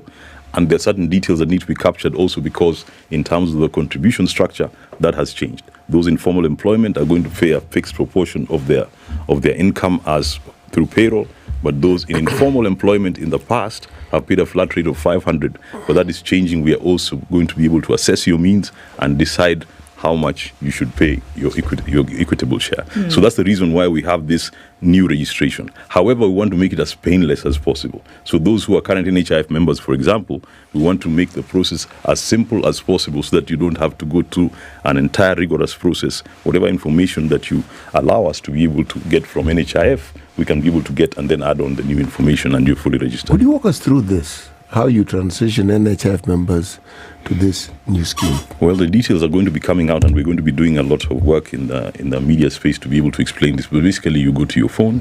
You, for example, those who have got a you can use USSD code. You put in your details, then you keep populating it, and then some information. If you give us access, for example, we'll be able to get some of the information from your previous data. So what we are adding, especially for those in informal employment, is just information that will help us be able to assess what your premium should be. And then in addition to that, biometrics are a key component and a key component of accessing service later, and especially in line with the challenges that have been there in terms of fraud prevention. So biometrics are key, and we need to get away also being able to get people's biometrics so that you're fully registered. Okay. I know that this has been said before, but I think it is highly important for folks to hear it again in terms of where these funds, how these funds essentially would be loaded. So where do the funds come from for the primary healthcare fund? Where do they come from for the social health insurance fund? You've already said that the Exchequer will provide 100% for the emergency, chronic and critical illness fund. Correct. Right? So the first two, your contribution towards now SHIF goes towards curative care. What then goes towards the primary healthcare fund? Primary healthcare fund is funded by the Exchequer fully as well. Fully. And that's the reason why it is not one of those where you have to contribute to access those benefits. Okay. It is a constitutional right. All right. Just like, for example, the emergency care component within the emergency chronic and critical illness fund, which is also funded by the Exchequer. Okay. The social health insurance fund is the contributors fund. Okay. So for you to access that fund, you have to be a contributor, a paid member. There's also a slight change in terms of the manner in which people remit their premiums for those in the informal sector. Now we're going to have annual contributions as opposed to in the past when people could contribute as and when they choose. The danger with that in the past was that people accessed the benefits, paid the premium only when they anticipate they will need the benefits, which was a very inequitable way to do things, and that what we call adverse selection is what made the pool of funds also become restricted. So now what we are proposing is an annual contribution for those in the informal sector. Okay. So that way, once you pay up, you're a member for the entire year. From a medical point of view, yes, where do the largest percentage of people rest amongst these three? From a visiting hospital?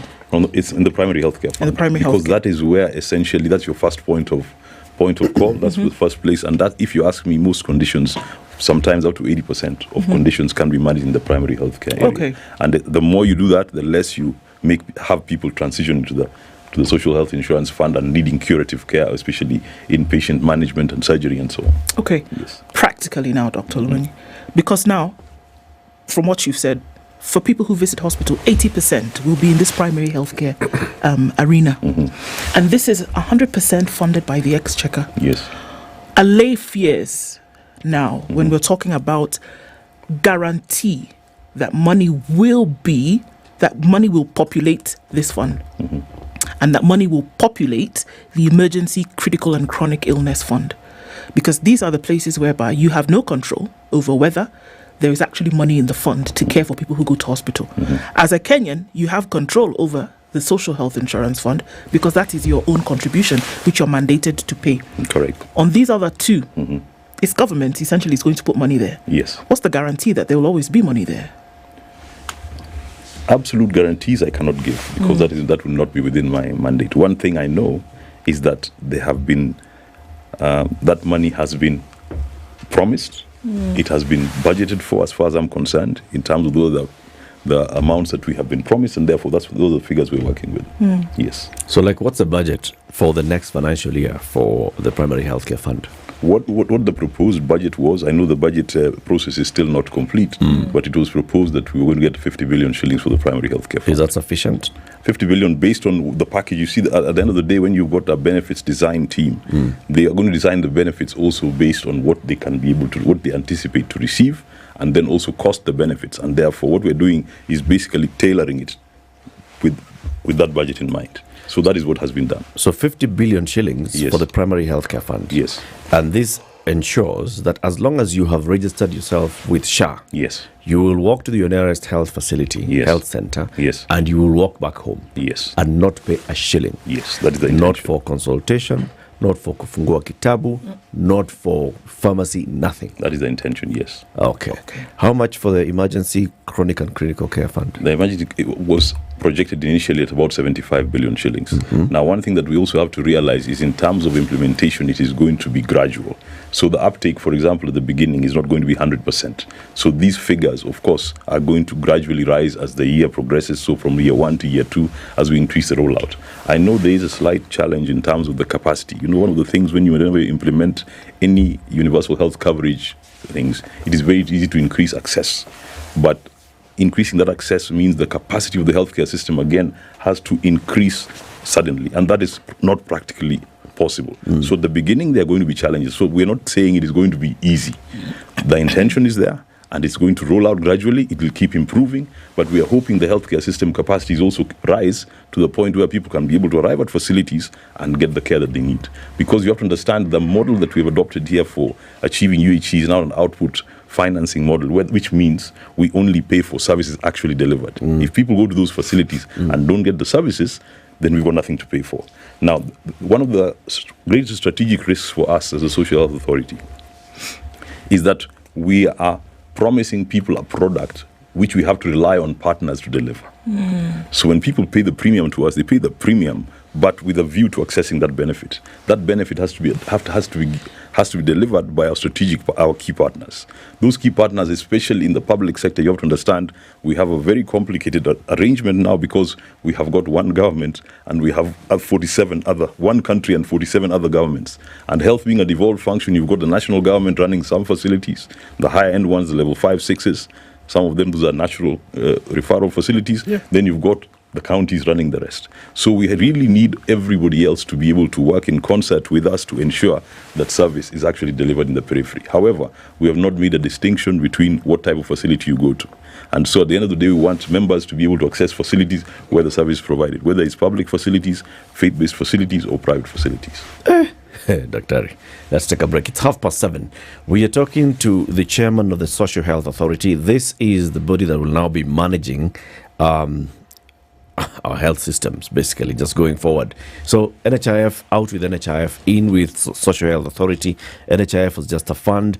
Social Health Authority is managing 3 funds, like Dr. Olwenyi is telling us. There's a primary healthcare fund that takes care of, if you go to the lowest facility, you will get treated. And this one will be funded directly from taxpayers, from the National Treasury disbursement of funds. And then there's a Social Health Insurance Fund, which is where you contribute, and everybody is mandated to contribute. Now, this is now household-based, not individual-based. You'll tell us more about that. There's a lot of confusion. And then there's the other one, Emergency, Critical and Chronic Illness Fund, which also is taxpayer-funded. So you are going through that kind of treatment and you need that, you'll get funded, you'll get treated. Let's understand that as we go forward. Ndu, please tell him what's happening on JJ. So, you watch TV. I'm not asking. Showmax. Right? It's Africa's upgraded streaming platform. So that means anywhere you are, anywhere you go, you can actually have entertainment on the go, literally. There's a program. It's coming up on the 17th of June. It's called Gigi. And it's a group of girls led by a girl called Jules. And they've become street smart and maybe street hardened. You know, life has become tough. And they've seen, okay, you know what? In order to be able to get through the intrigues of life, probably have to turn to crime, and they've made that decision to do that. And it's going through the intrigues of these 4 girls who've gone and been essentially living in Jericho. Very good. Thank you.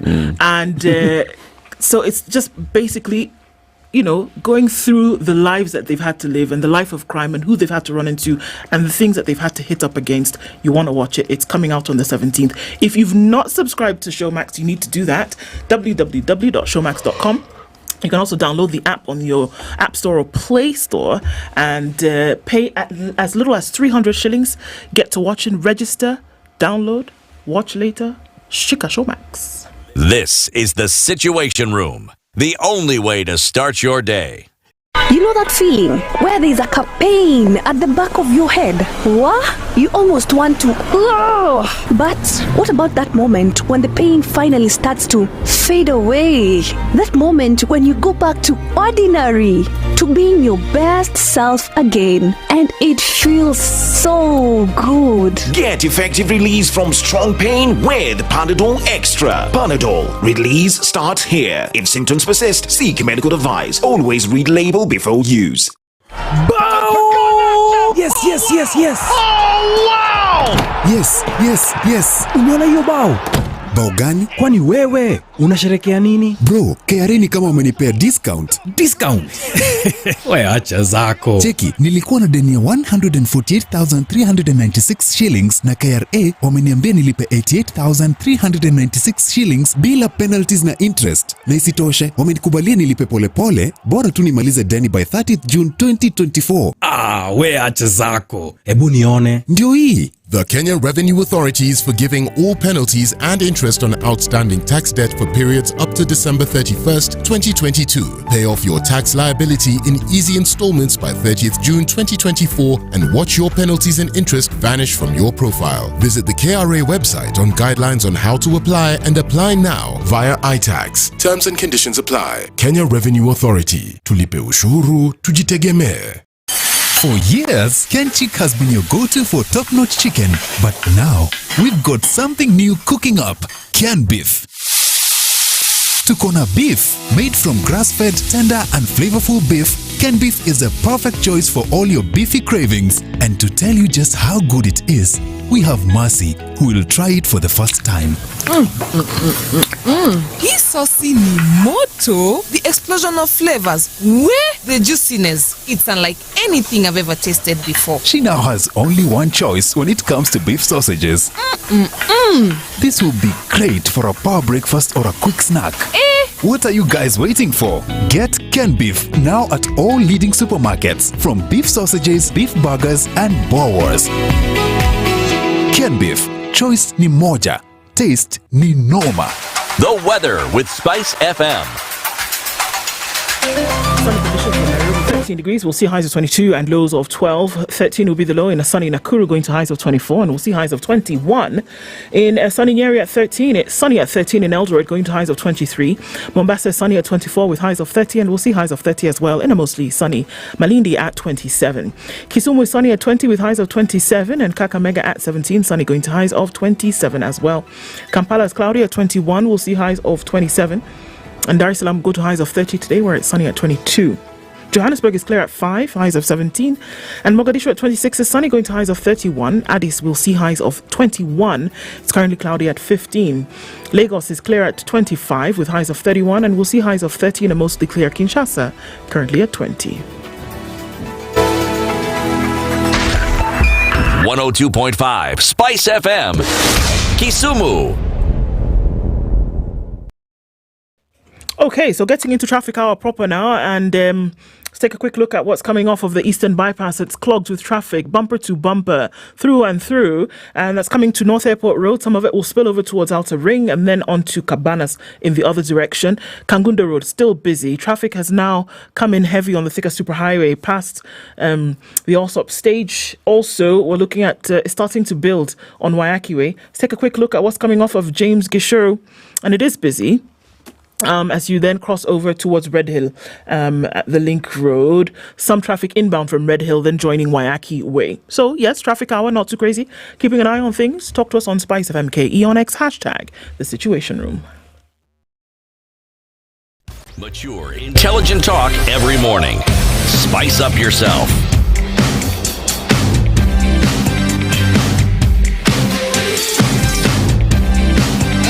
Mornings done right. 94.4 Spice FM, Nairobi. A conversation with Dr. Timothy Oluenyi, the chairman of the Social Health Authority. Dr. There's a lot to unpack. Correct. Just a lot to unpack in the next couple of days. Okay. You've told us that we need to register. Yes. So when do we start registering, or are we automatically registered? When does this happen? It was announced yesterday that we're going to start officially on the 21st. On the 21st of this month. Okay. And prior to that date, I'm sure all the modalities and the details are going to become clear and will be publicized. But like I said earlier, we're going to make it a fair, especially for existing members. You know, one of the things that we are very keen about is about service continuity. Given the enormity of the task and how critical healthcare is, we can't afford for there to be any service disruption. So what we want to do is encourage people as much as possible, especially those who are actively seeking care currently under NHIF, to make sure that they're registered prior to that date. And that's why we're saying we're going to keep it simple, as easy as possible, and we want to discourage people from waiting until they need to access the healthcare service to start registration, because it becomes hugely inconvenient and it might even jeopardize their well-being at that point. And then the deductions for those who are formally employed, when do they begin?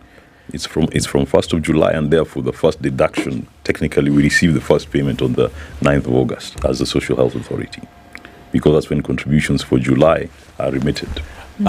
So with the July salary? Yes, it's July salary. Not with the June salary? Not with the July salary. Okay. Yes. So end of July, yes, the salary at the end of July, is that what will be deducted? Yes. And then you start receiving from August? Yes. At 2.75% of your gross income. Gross? Yes. Okay. All right. Those who are not formally employed, there's ways of you called it what, means assessment of how much I should contribute. Explain. The means testing is a manner in which we can be able to assess people's income. The challenge that we have is, especially for the informal sector, cash flows are not regular. So you have to use other means, indirect indicators, to be able to assess what somebody's overall income is. It is a way in which it's a form of self-declaration. So there are certain questions that you answer, and based on that, you've got statistical models that be able to calculate what your annual income is, and therefore, based on that, it calculates 2.75% of that, and that's how your premium is calculated.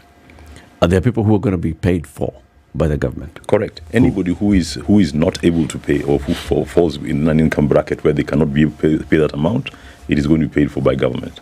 And that's the beauty about this system now, is that we're going to get, even government is fulfilling its constitutional mandate in terms of being able to pay for those who are regarded as the term indigent I don't particularly like, and I think they are regarded as non-earners. So at the end of the day, everybody should be covered, and that's the principle of social health insurance, is that it has to be mandatory, it has to cover everyone, and therefore you pool significant amount of funds and everybody benefits. So can we assume that currently those who are under the Malipo ya Uzee program, the 70 and above, yes, automatically get into this? Most those likely, who are benefiting most from... likely they will, because again, when their means are tested, it's going to be. But let's also let's also be clear. There are a lot of people who are over 70 who actually have means. Yes. So that is, I would not like to say that is automatic. Is automatic, but of course, especially those who are already beneficiaries in the current program, yes, I think will be fast tracked onto that same program. Okay. Yes. What will the carryover look like? Because I shudder to think that everybody who currently is under NHIF will go to a registration center somewhere, and then something's going to be queued into a computer. What would the transition look like come the first, where these deductions are being made and all of this, and then you now present yourself? Is it the same card, or will there be a new card? Because these are things that people are going to ask and say, where do I go? What do I do? Or do I just go with my old card? And in the back end, SHA would have done it. We're leveraging on technology as much as possible. So we want to minimize, especially for current members, we want to minimize that you have to physically go to a location to complete your registration. So we're going to leverage on looking for ways in which we can be able to make sure that the registration can be done remotely. So you can do it on your phone, you can do it at a cyber cafe, you can do it on a portal somewhere, and so on. So that's what we are hoping is the objective. For new members, however, they will have to visit. Totally new members, they'll have to visit a center. In terms of the transition, in terms of service, it needs to be that what our intention is that there should be no difference for NHIF members, especially for previous members, and that when you go to hospital, you still access the service. You'll just access the new benefits package, which for all intents and purposes is actually enhanced. So it is slightly better. But in terms of service disruption, and especially for vulnerable groups, and I say vulnerable groups, I mean especially expectant mothers, those who are on chronic treatment for whatever reason, like those who are on dialysis, we want to make sure that the transition is seamless, because that would not be excusable if we had service disruption at that point. Okay. Yeah. But Linda Mama has been discontinued, Dr. Harry, as we speak. Yes, it was discontinued, and that was the law. However, we are saying for expectant mothers, come that date, what we would want is for them to register in advance, so that in the event that they need to deliver, you realize the slight difference that there was. They're expectant. Sorry? In the event that they need to deliver. Yes. Okay. In the event they will definitely need to deliver. They will, but I'm saying in the event that they're delivering close to the cut-off date, we cannot afford for them not to be able to access the service on that basis. So we want them to be able to register. Those who are entitled to pay premiums should pay the premiums. Those who need assistance to be able to pay, hopefully it can be paid. So those are the vulnerable groups that we're concentrating on. And in fact, in terms of our media communication that's going to be coming out largely in the next week or two, those are the vulnerable groups we're going to be concentrating on, delivering messages to. Okay. Didi. One of the things that most care seekers have experienced when it comes to public hospitals has not been care but medication. You go to a hospital, yes, there's a healthcare professional who will give you the benefit of their knowledge, but thereafter, the medication that you then need is not readily available. Or what is available is just partial. Yes. But you can't get everything. Yes. Now, how will this new system sort this out? That's one of the strategic risks I mentioned, because again, in terms of healthcare system capacity, that has to be ramped up. However, one of the advantages we have now is that we don't discriminate. Basically, we're allowing people to go and get care where the care can be delivered, and delivered to the extent that is satisfactory. So we want to discourage as much as possible the issue of saying that you've gotten consultation only, then go and buy drugs. We want you to go to a facility where you'll be able to get everything. However, there are also initiatives in terms of saying that facilities that don't give end-to-end care, we've got their thoughts around being able to have, for example, other pharmacies be able to deliver that medication which you did not get, and somehow get that compensation from money from the compensation that your healthcare provider was supposed to get. Do you think it might make sense if you feel that there is a gap that cannot easily be bridged within the healthcare system, within hospitals, that you could engage pharmacies to do this work of dispensing medication for you. That is exactly what I've said. I've said we are going to engage community pharmacies, we're going to engage some labs as well directly, so that people can still be able to access the same care under the specific fund. The question is how we move the funds around based on who was intended to get it and who failed to deliver that service. But we are adopting especially at the beginning, we have got a very open approach because, for example, for the primary healthcare fund, because of the costs of accessing primary healthcare service in higher level facilities, it's supposed to be in level 2 and 3. However, because of the geographic distribution of facilities countrywide, there's some places where you might not get a level 2 or 3 that can deliver. So we have also added in the regulations that and designated level 4 facilities. So basically, where there is need, we might still be able to designate level 4 facilities and say provide this service based on that. And that could change when level 2, 3 facilities come up. That again might be changed. So that is the objective, because if you access primary healthcare service at very high level facilities, there's almost a 25% additional cost in accessing those basic services at high level facilities. And when we're talking billions of shillings, you know what 25% cost increase means. It's a lot. How do you ring fence all this from abuse? Because one of the things that NHIF has been accused of, and we in the media have had to deal with a lot of information that relates to an absolute insult of this particular system. How will you ring fence this? How will you ensure that this system is not abused? Because if you then extend it to pharmaceutical care as well, again, it's like you've expanded the capacity for the system to actually be abused. Okay. Basically, the answer is going to be in the technology. And the technology that is going to be deployed is not yet fully ready yet, but the technology that's going to be deployed is going to be one that we have got real-time visibility in terms of what is transpiring from the clinical process to the claims process. So we're trying to digitize everything and minimize human intervention, because human intervention has been the place where a lot of people have been able to play with the system and get all these fictitious claims and get approvals where not required. However, the benefit package we're delivering now, is also extremely simple. And I'm saying simple because in the past, NHIF had got a multitude of schemes that had got different benefits and different amounts and so on. Now we've got a simple package that is standard regardless from the Kenyan with the least means to the Kenyan with the highest means. If you access this service as social health insurance, it's one benefit package. So there's no need for somebody to be looking at the system and saying how much should we pay and how much should we pay. Once you access the service, the cost is already input there and the claims process initiated. So basically, but secondly, the other thing we have to remember also is that we are actually building a new organization. So that is work that is in progress. But for example, we are going to strategically recruit based on what our needs are. So the current needs of Social Health Authority, regardless of what NHIF was doing before, based on the current needs, we'll get people who are suitably qualified. So we intend to get the best people for the job. But in terms of leadership and governance, again, I must mention that the board of the Social Health Authority and its leadership was very carefully chosen. So we've got a leadership team that is entirely kind of different in terms of mixes from the private and public sector and stakeholders. So in terms of being able to provide leadership and governance, that structure has also changed. So it's a whole radical transformation of the entire system from the different pillars of the healthcare system as opposed to purely saying we've thrown in more money into the system. But Daktari, Daktari, so Social Health Authority has a board, yes, has management, yes. Does it have staff? At the moment, it doesn't have staff. That's what I'm saying. We're onboarding staff. Social Health Authority still comes into operation in the next 20 days or so. Okay, correct. You don't have staff. Well, okay, I don't know how to put this. We have staff who are the previous NHIF staff for the moment. Okay. However, everybody will have to apply for their jobs and we're going to recruit afresh. So come November, for example, which is what the law puts as a sunset period for NHIF, by that time we anticipate that we'll have recruited all our new employees.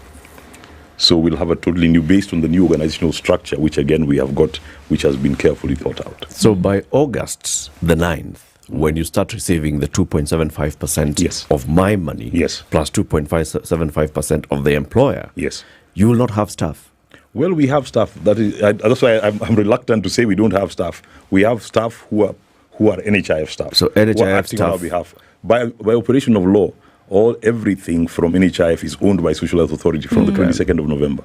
So it is the resources, whether it's the assets, liabilities, anything is owned, and including the staff are temporarily with us until we formally recruit substantive SHA. But the staff of NHIF are not guaranteed of transitioning to SHA. No, they're not. Everybody has to apply. And they're the ones who will be running the operations of SHA in the first 30 or 40 or 60 days. Correct. Don't you see a problem there? There's a strategic, but you have to understand where we come from. You see, if it was one of those organizations that you could switch off and then turn on, it would be okay. We would have just said, we shut down NHIF, everybody goes home, we sit down, we interview, recruit. Practically, it's not possible. Healthcare delivery has to continue in this country. So there's a strategic risk there, I do agree, but there was no other way to do it. Are you saying that for the last 6 months, there was no time that you could have interviewed people and started giving them letters that you're going to transition to SHA? You know, when you're setting up a new state corporation, even for me, this is learning a lot of. It is not as simple a process as setting up a private business. You open your doors, register, wake up today and start interviewing. There's a lot of processes that are involved in terms of setting up a state corporation. So we've gone through the motions in terms of being able to, first of all, the act came into force. It goes through legislative processes to make sure there are no concerns and so on. That takes time. After that, you have to sit down and with the specialists from government, whether it's from Public Service Commission, SRC, there's a huge team of people who sit down, say, this is what the act says, this is what we want to achieve, this is the kind of employees we need, this is the organizational structure, go down to job descriptions, job evaluations. It's a huge undertaking. So that's what we are still doing. So once we've got an authority, now we've categorized us as an authority. After that, we're going to go through the process of all these HR instruments are approved. They have to tie salaries into that and say this is the remuneration that people need to get. Only then, and once all these job descriptions and so on are defined, only then can you advertise, because anybody who wants to come for a job needs to know, what am I coming there to do, what is my destination, and what is my anticipated pay. I think you've described the problem here then, Dr. because we're dealing with a very sensitive industry, or rather sensitive sector here, because whereas from that we are talking about, we have to wait for certain things to happen. There's this monolith that is government to then be able to do 1, 2, 3 undertaking for a state corporation, etc., etc. However, you're dealing with a sector where people are not waiting to be ill for that to happen. There are currently people who are ill. There are currently people who are on treatment who depend on this to then be able to get better, or at least to maintain. So I wonder why then it couldn't be something whereby you carry on as you have been and give time for all of this process to then happen. And then when at least it would appear as though there was some semblance of readiness, then transition. Because it seems as though we are running after this thing, that 20 days from now we need to start, 2.7% needs to be deducted, we need to go. But then there's so many vital things that have not been covered. Would it not have made sense to wait a little bit and allow the current process to continue? Because I just see headwinds. I'm sorry, but that's what I see. How are we going to? I want to allay your fears, this? Because that is the reason why there was a transitional period, and that's why when you asked whether he asked me earlier whether there's an NHIF board in place. NHIF board is still in place, right? There are transitional provisions, so that's why the 1 year period was given for all this transition to occur. And in all fairness, care has not been disrupted, even in this entire process. And the intention is, come 1st of July, the only change that should happen is that people are enhancing an enhanced benefits package. But from the perspective of the person who is seeking care, there should be no disruption. And that is the objective. Disruption, Dr. Because one of the things that I have heard consistently is patients going to hospital and they're being told that NHIF card cannot be accepted.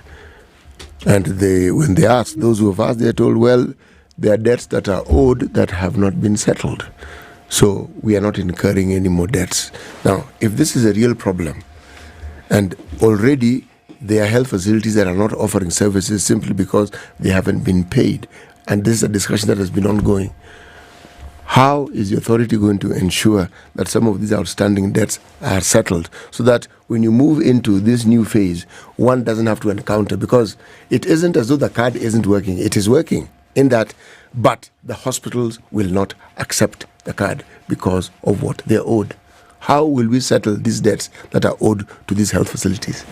Well, the issue of pending bills has been a sticky one, and that is not new. And that we also can't attribute purely to transition. It is a problem that has been there historically. It is. Yes. So that is not necessarily due to the transition. However, the transition will inherit it. Yes, and by law, the good thing is legally, we have already inherited those debts. In fact, we've got a transitional committee that is now in the process of determining what those amounts are. So that debt is going to be transferred to the Social Health Authority, and there'll be ways in which it will be paid. However, efforts have been made in terms of making payments. So, for example, the time when you had hospitals not providing care to NHIF members, at the moment, you've not had any of that. A lot of that. Yes, I actually haven't heard. The truth is, and it is human nature. The truth is, when the payments are not received, there's hue and cry. But when the money comes in, it's not talked about. Yes. So, so the truth is, it has. I'm not saying it has been sorted out in full, but things have improved significantly. And therefore, one of the things, if you were to ask me, as a chair of Social Health Authority, if it was possible, all those debts would have been cleared before the 1st of July. It has not been possible because of the economic environment we are living in at the moment, and it's not within our control. However, one thing I'd like to assure providers is whatever debts are there that are confirmed, genuine debts, will be paid. So after that, we'll just enter into a schedule and see how those payments can be made. Okay. But thank you. Okay. But then now we're talking about the same service providers with enhanced benefits to members. Yes. And some of those benefits are to come from exchequer payment. Yes. And others from the new SHIF fund. Okay. Let's talk about the service providers. Can we assume that automatically all public health facilities will become service providers for SHA? The approach, let me just give a little bit of background. Yeah. In terms of what the problem was with the structure and the design before, it was that NHIF was the one that making determination on which healthcare providers to empanel. They were the ones who are processing the claims. They're the ones who are rejecting them. If there were any disputes, they're the ones resolving. So what was required was some unbundling and segregation of these functions.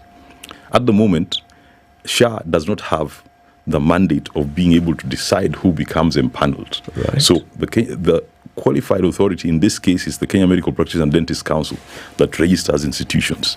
As long as they have met that criteria and they are gazetted by that institution as providers who are licensed, we automatically empanel them.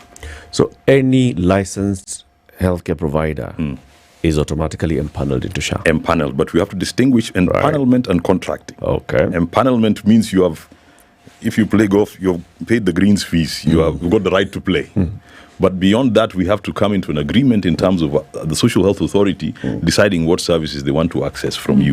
So that now becomes the contractual agreement. However, in terms of deciding who plays and not, so the process is fairly automatic. So before in the past, that's where a lot of the irregular activity and behavior came when people are seeking to get onto NHIF accreditation. But that is now a thing of the past. For now, SHA is not within our mandate. It is an issue of the competent authority doing the vetting for us. As long as you're eligible to play, after that we're able to contract you subject to us being interested in the services we offer. And in this case we are, because we want our members to be able to have as much choice in terms of where to go to be able to access services. The assumption here then is that because a majority of healthcare providers are private and faith-based in the country, that especially for those level 2, 3s, primary healthcare, people will then need to be going to their closest facility, which may be a private facility. Yes. And as long as it's licensed by KMPDC, it's already empaneled, and then you'll be contracting. But those are the ones that will be expecting to be paid by the exchequer through the fund, through SHA. If there's a delay in disbursement of money, how will you manage those healthcare providers at level 2, 3 for the primary healthcare? The beauty with the exchequer disbursements to a certain extent is as long as they are budgeted for. I know the disbursement ideally, if you were to ask me, I would have preferred that it comes as one lump sum. It might not be possible, but however, you must realize that again, the expenses are going to rise gradually. So what we have is very clear projections in terms of what we're going to need in what time periods, based on all the brilliant minds who've been working on this. So for example, if we say within the first 3 months, we'll need, based on on utilization, is going to be 10 billion shillings. If, for example, we're given that in the first 3 months, you can see the first 3 months are taken care of. In the process, we are also negotiating and saying, give us further disbursement because for month 4, 5, 6, it's supposed to be 15 billion, for example. So that is how it is designed. So I don't foresee the kind of challenges that we had in the past in terms of disbursing funds. In fact, the good thing is the Act does not even allow the Social Health Authority to invest any funds, and that was by as long design. as money comes, And so any money that comes in is for paying providers. There would be no reason for us to sit with it if we're not making any additional money from it. Please go and talk to Dr. Belio Kipsang. He's managing the State Department for Basic Education. He'll tell you about disbursements and sending money to schools. Please go and talk to the Council of Governors Chair, Anne Waiguru. She'll tell you about disbursement to counties. Yes. Please go and talk to very many other people. But we wish you all the best. You'll come again. This is the beginning of a conversation. There's a lot that we need to learn about this transition from NHIF to the bigger Social Health Authority. The chairman of the Social Health Authority, Dr. Oluwenyi, has been our guest. It's 8 a.m. news time.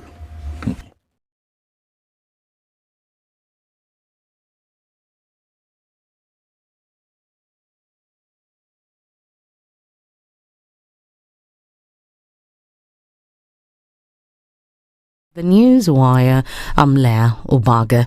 Governors are calling on the Kenya Revenue Authority to stop imposing value-added tax, VAT, on county government's revenue sources along the associated interest and penalties. The Council of Governors Chair Anne Waiguru has labelled KRA's demands as unlawful, arguing that they violate the principles of Article 6.2 of the Constitution. Waiguru asserted that Kenya's constitutional framework doesn't intend for the national government to impose taxes on revenues raised by county governments. She clarified that VAT is a consumption tax levied on the value added at each stage of a product's production and distribution.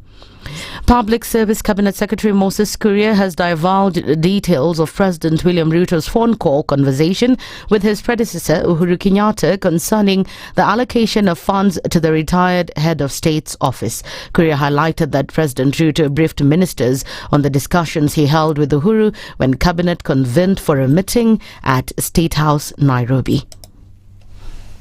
He said that they delved into the particular issues. They were able to break down between issues to do, I don't know, with the police who are guarding the former president, because the former president felt that the number is inadequate. He felt that the 40 policemen who are guarding him are not enough. And, it was agreed that, he determines whether it is 50 or 60 or 70 or 80. There were issues about other workers who are working for the retired president, and the president did put together a team. Kuria likewise chimed in on President Ruto constituting a special committee whose members include Interior Cabinet Secretary Kithure Kindiki, Police IG Japhet Koome and himself to address Uhuru's other grievances, including matters related to his staff. The Kenya National Highways Authority has announced a 4-day traffic disruption on Mombasa Road. The disruption will commence tomorrow, that is all the way to Sunday. The affected area will be near the Katani Road junction along the Mombasa-bound lanes. Kenya advises motorists to follow the proposed traffic management plan and cooperate with the police and traffic marshals who will be on the site. Kenya said the disruption is to allow for the construction of the mid-span footbridge foundation. And Deputy President Rigathi Gachagua will today officially open the International Scientific Conference of the Pharmaceutical Society of Kenya. Gachagua is scheduled to take place.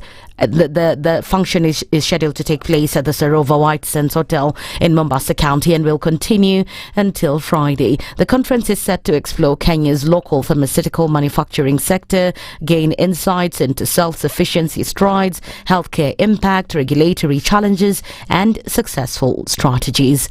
A man posing as SpiceFM's host Eric Latiff will be detained for 8 more days as police complete investigations. Julius Gasheru Wangari, alias Chris Gasheru, is being investigated for impersonation. Corporal Lucas Juma says Latiff lodged a formal complaint last month with the DCI that someone was using his name to solicit money from unsuspecting guests that are invited to the Situation Room show. Uasin Gishu County has reduced the number of licensed bars to about 700 in the ongoing war on alcoholism. In the last 1 year, the county has cancelled licenses for more than 1,300 bars and drinking joints. Alcoholic Drinks Control Board Director Koye Arab Mayo said there were 2,100 licensed bars and drinking joints last year, but only 740 have been licensed to operate under the leadership of Governor Jonathan B. He said strict licensing procedures have been introduced to ensure no bars is located near learning institutions or hospitals. That's the Newswire. I'm Leah Ubaga.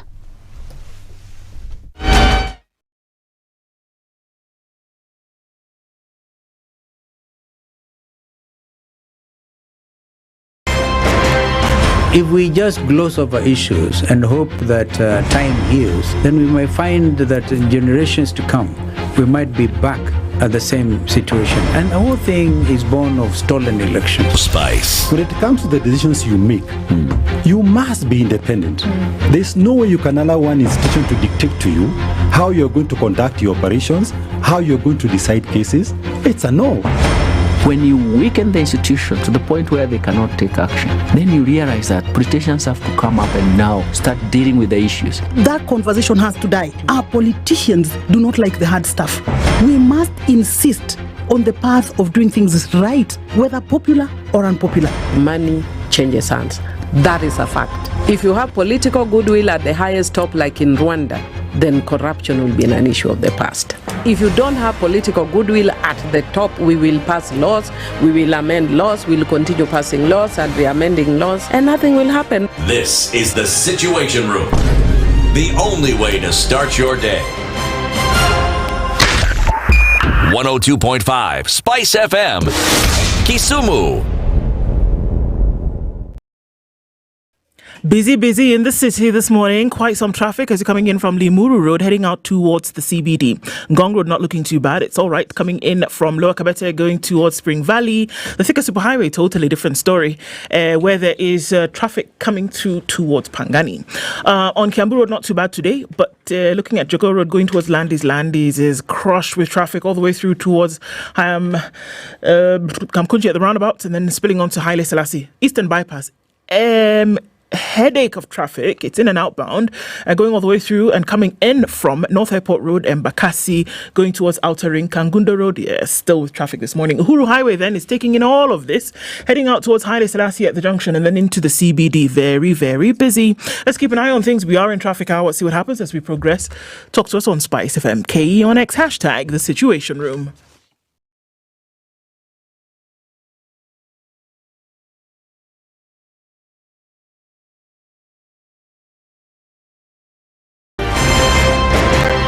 One of the things that are ailing our country is negative ethnicity. You find you as a state of, instead of thinking as a Kenyan, you think like a tribal person. Let me tell you something. The biggest problem we have had in this country is a leadership deficit. There is nothing that you are going to do in the process of change if you are not a risk taker. So you really have to pursue your vision to a logical conclusion and even be ready to step on people's toes. When it comes to the economy, you can't run away with it. They say statistics are like bikinis. They reveal a lot, but they conceal the vitals. And so government people would throw statistics at you and tell you they're revealing a lot of information to you, but it's really concealing the real vitals.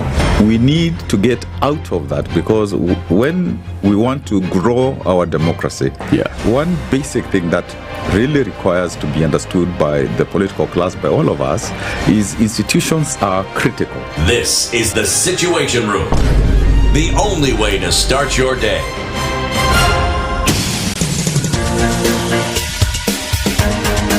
This is the Situation Room, the home of hard-hitting political commentary and penetrating insights about the state of the nation. This is a talk radio experience like no other. The Situation Room, a place for hard truths, debates, and elevated conversations. The Situation Room, witty, political, engaging, deep, controversial. In the room, we have C.T. Muga, researcher, academic, seasoned political observer, a fountain of wisdom in these politically uncertain times. Ndu Okoh, Nigerian by birth, Kenyan by choice, communications expert, Pan-Africanist, a truth seeker and believer in people power, and Eric Latiff, agent provocateur, the man in the chair, seasoned journalist, news hound, a man who believes in punching up, not down.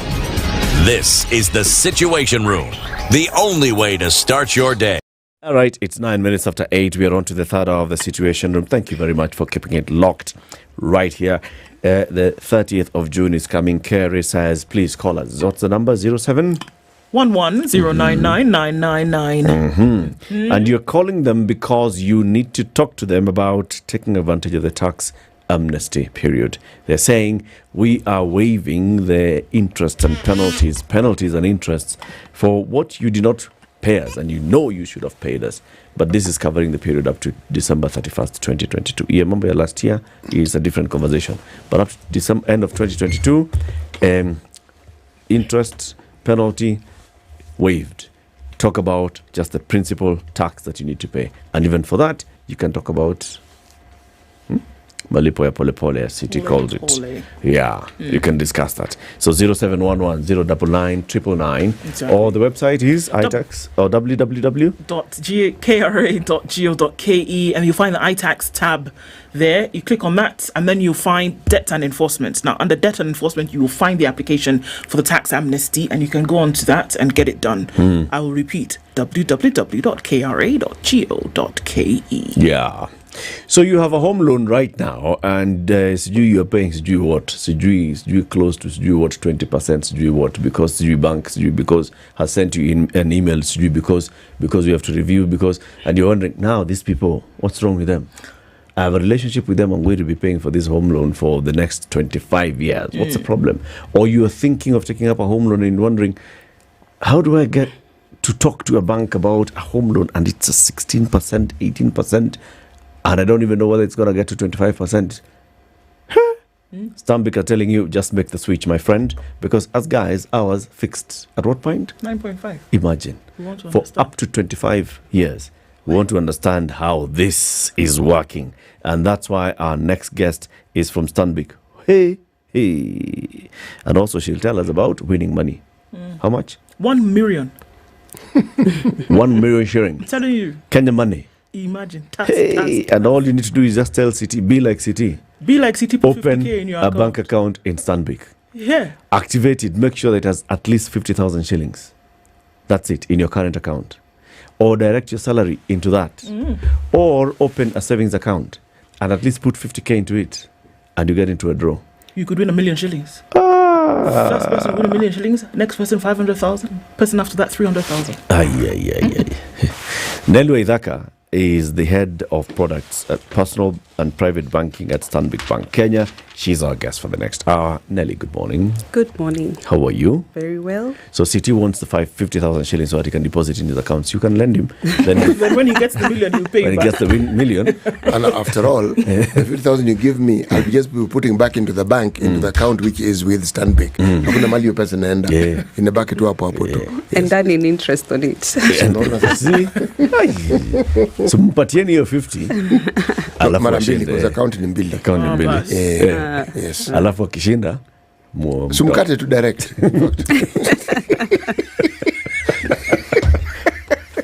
akishinda 1 million mumpatie 900. Hiyo 100 mbaki. Unamkata na interest pia. Hata unaweza ongezea kitu kidogo. Yes. For this whole, For your trouble. Wakubakie 860. Hiyo ni sawa. Hiyo ingine itakuwa tu ya salamu. Yes. That's a conversation you can have, but welcome to Kenya's biggest conversation. Thank you for having me. Good to have you here. We're going to learn a lot about what Stanbic is doing and why you are encouraging people to make the switch and what the advantages will be for making the switch. The first thing we want you to do is make a switch on the choice of beef. When you're thinking of beef, we want to tell you choice ni moja na tastes ni noma. You know of Kenchik? Yes, I do. Now, listen, Ken Beef by Kenchik. Interested. Ndu, take it over. The cows that are currently sitting on the plains of Laikipia, enjoying the weather, spring fresh water, they're even being sung to, I hear. You should take a trip and go and see if this thing actually happens. But anyway, I digress. Look, Ken Beef is coming out with these great products. The sausage that you know, but not the Ken Beef way. The boerewors, mutra, the hamburgers or the burger patties, the sausages, all of these wonderful things. And they said, look, the same quality of service that we put towards Kenchik, we are now applying this because Kenyans love beef. So let's apply that to Ken Beef. And all these great products are available at your supermarkets. You need to try it today. It is great stuff. Better taste. It's your beef in all these great products and with the utmost care on your plates. Still farm to fork, but now with canned beef. Okay. I'm hungry. Those are the kind of people that we like. We like people like you. Yes. Yeah. The next thing you're going to tell you is about money growing on trees. This is in the form of a proverb. City? Yes, our proverbs for the whole of this week come from the Republic of Zambia. Today's bush is tomorrow's forest. Today's bush is tomorrow's forest. Nelly, how would you interpret this proverb? Oh, that's an interesting one. I think I'd interpret it in terms of starting small and seeing the opportunity to grow. And it's actually in all areas. So I like that you started out with money does not grow on trees. It's a common perception that people have. But you do need to start small. I think people also say, haba haba hujaza kibaba. It does speak to the proverb that has just been mentioned. It's a good one. And if you put a bush today in your Stanbic savings account, tomorrow it will be a forest. No Nigerian link. Bas. But you know, people have seen Stanbic, but people do not maybe know the history of Stanbic, who Stanbic is, what Stanbic stands for. What is Stanbic Bank? So Stanbic Bank is a member of Standard Bank Group. We are the largest bank in Africa. We have been in operation for over 160 years. In Kenya, we have been in operation from 1902. Yes. In Kenya? Yes, we have been in operation for over 160 years. In the Wow. Yeah. Did you know that, Titi? No.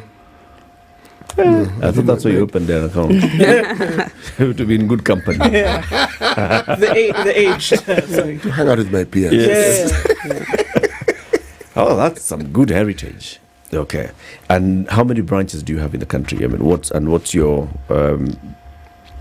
main market focus? Are you in the mass market? Are you looking at retail, a lot of retail, or are you big on corporate banking? Okay, so we have over 20 branches cut across the entire of Kenya. We've got branches in Nairobi, we have branches in the Rift, in Coast, in Kisumu. In terms of the clients that we focus on, we have solutions that touch across all customer groups. So you did mention main market. We do serve customers in the main market segment.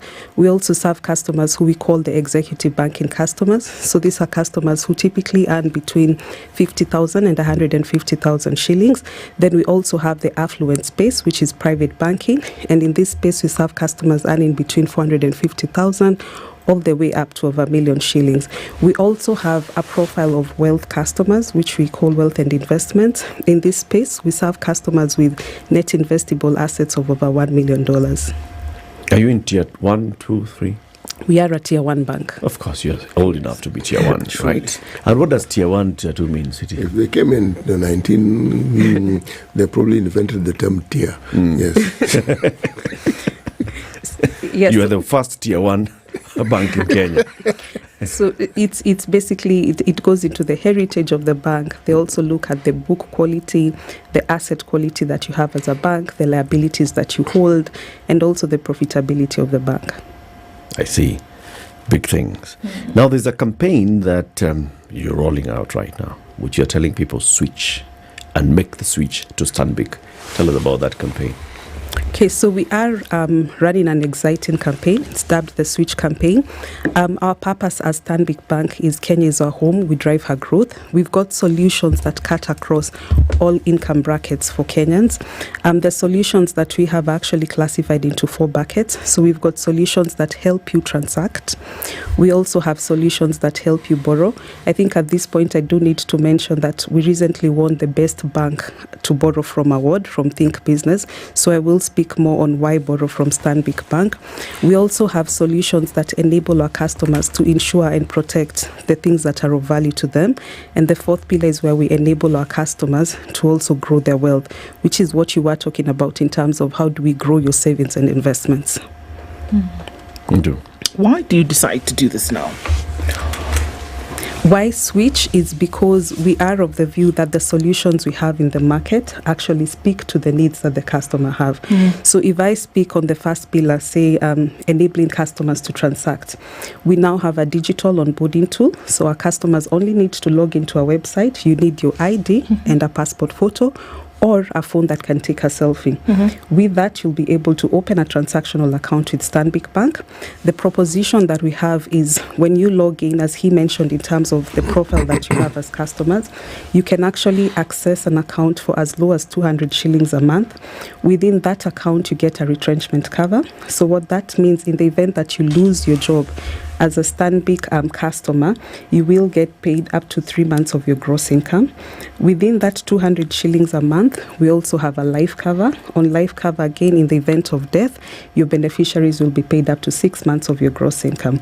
So it is bundled. So there's the bundle for 200. Then for customers who actually want to have a dedicated relationship managers, or for clients who actually want to also access our private suites, we also have the private banking bundle solution where you can access it at 2,000 shillings a month. Yeah. Okay.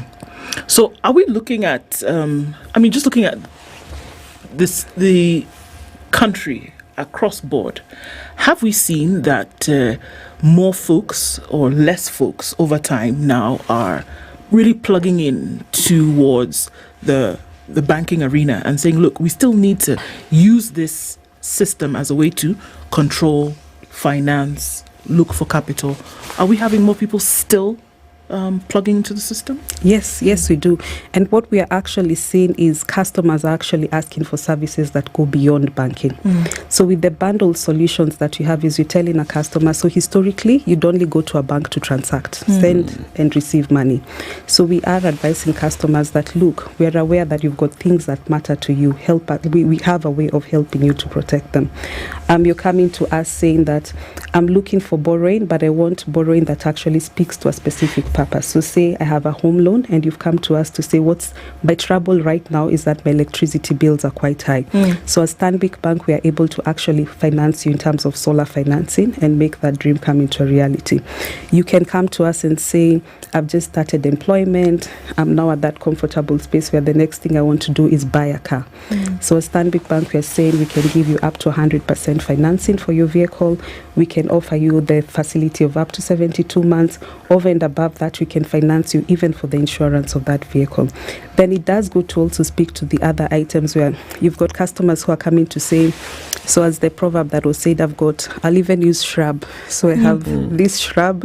And my ambition is to become a millionaire. So walk that journey with me. So we've got this proposition that you have on our savings solution where we are paying interest of up to 14% and we are calculating your interest daily. So we are not waiting until the end of the month to say this is how much interest that you have then earned. We calculate your interest daily, then we credit it to your account monthly. So you do walk that journey seeing your balance growing. How are you able? 14% is easily one of the highest in the market today. How are you able to do that? Because one must ask, 14% is quite, pretty penny on savings, no matter what it is. How are you able to do it? So as Stanbic Bank, we look at the client holistically. So we don't just say you've come to us for a savings account. The savings account rate is X. So we've managed to profile all our customers and even those who come in and say, how much more can we do with you? So if you're transacting with us, you're bringing your salary account with us, you've taken a facility with us, you're also utilizing our digital channels, you're doing your Forex with us, we then can be able to afford and give you that benefit of giving you up to 14% on your savings account balance. Okay, so it's tagged to the other operations that I would have with the bank, and it's okay, well, as a result of that, we can do you a solid by giving you a good rate. Yes. Would the person who doesn't have as much in terms of a plug-in also have advantage like that? Yes. So it is up to 14%. But what we have done is our rates are quite competitive. We have tiered it in terms of the rates that we are offering. So balances as low as 100 shillings, you do get competitive interest rates.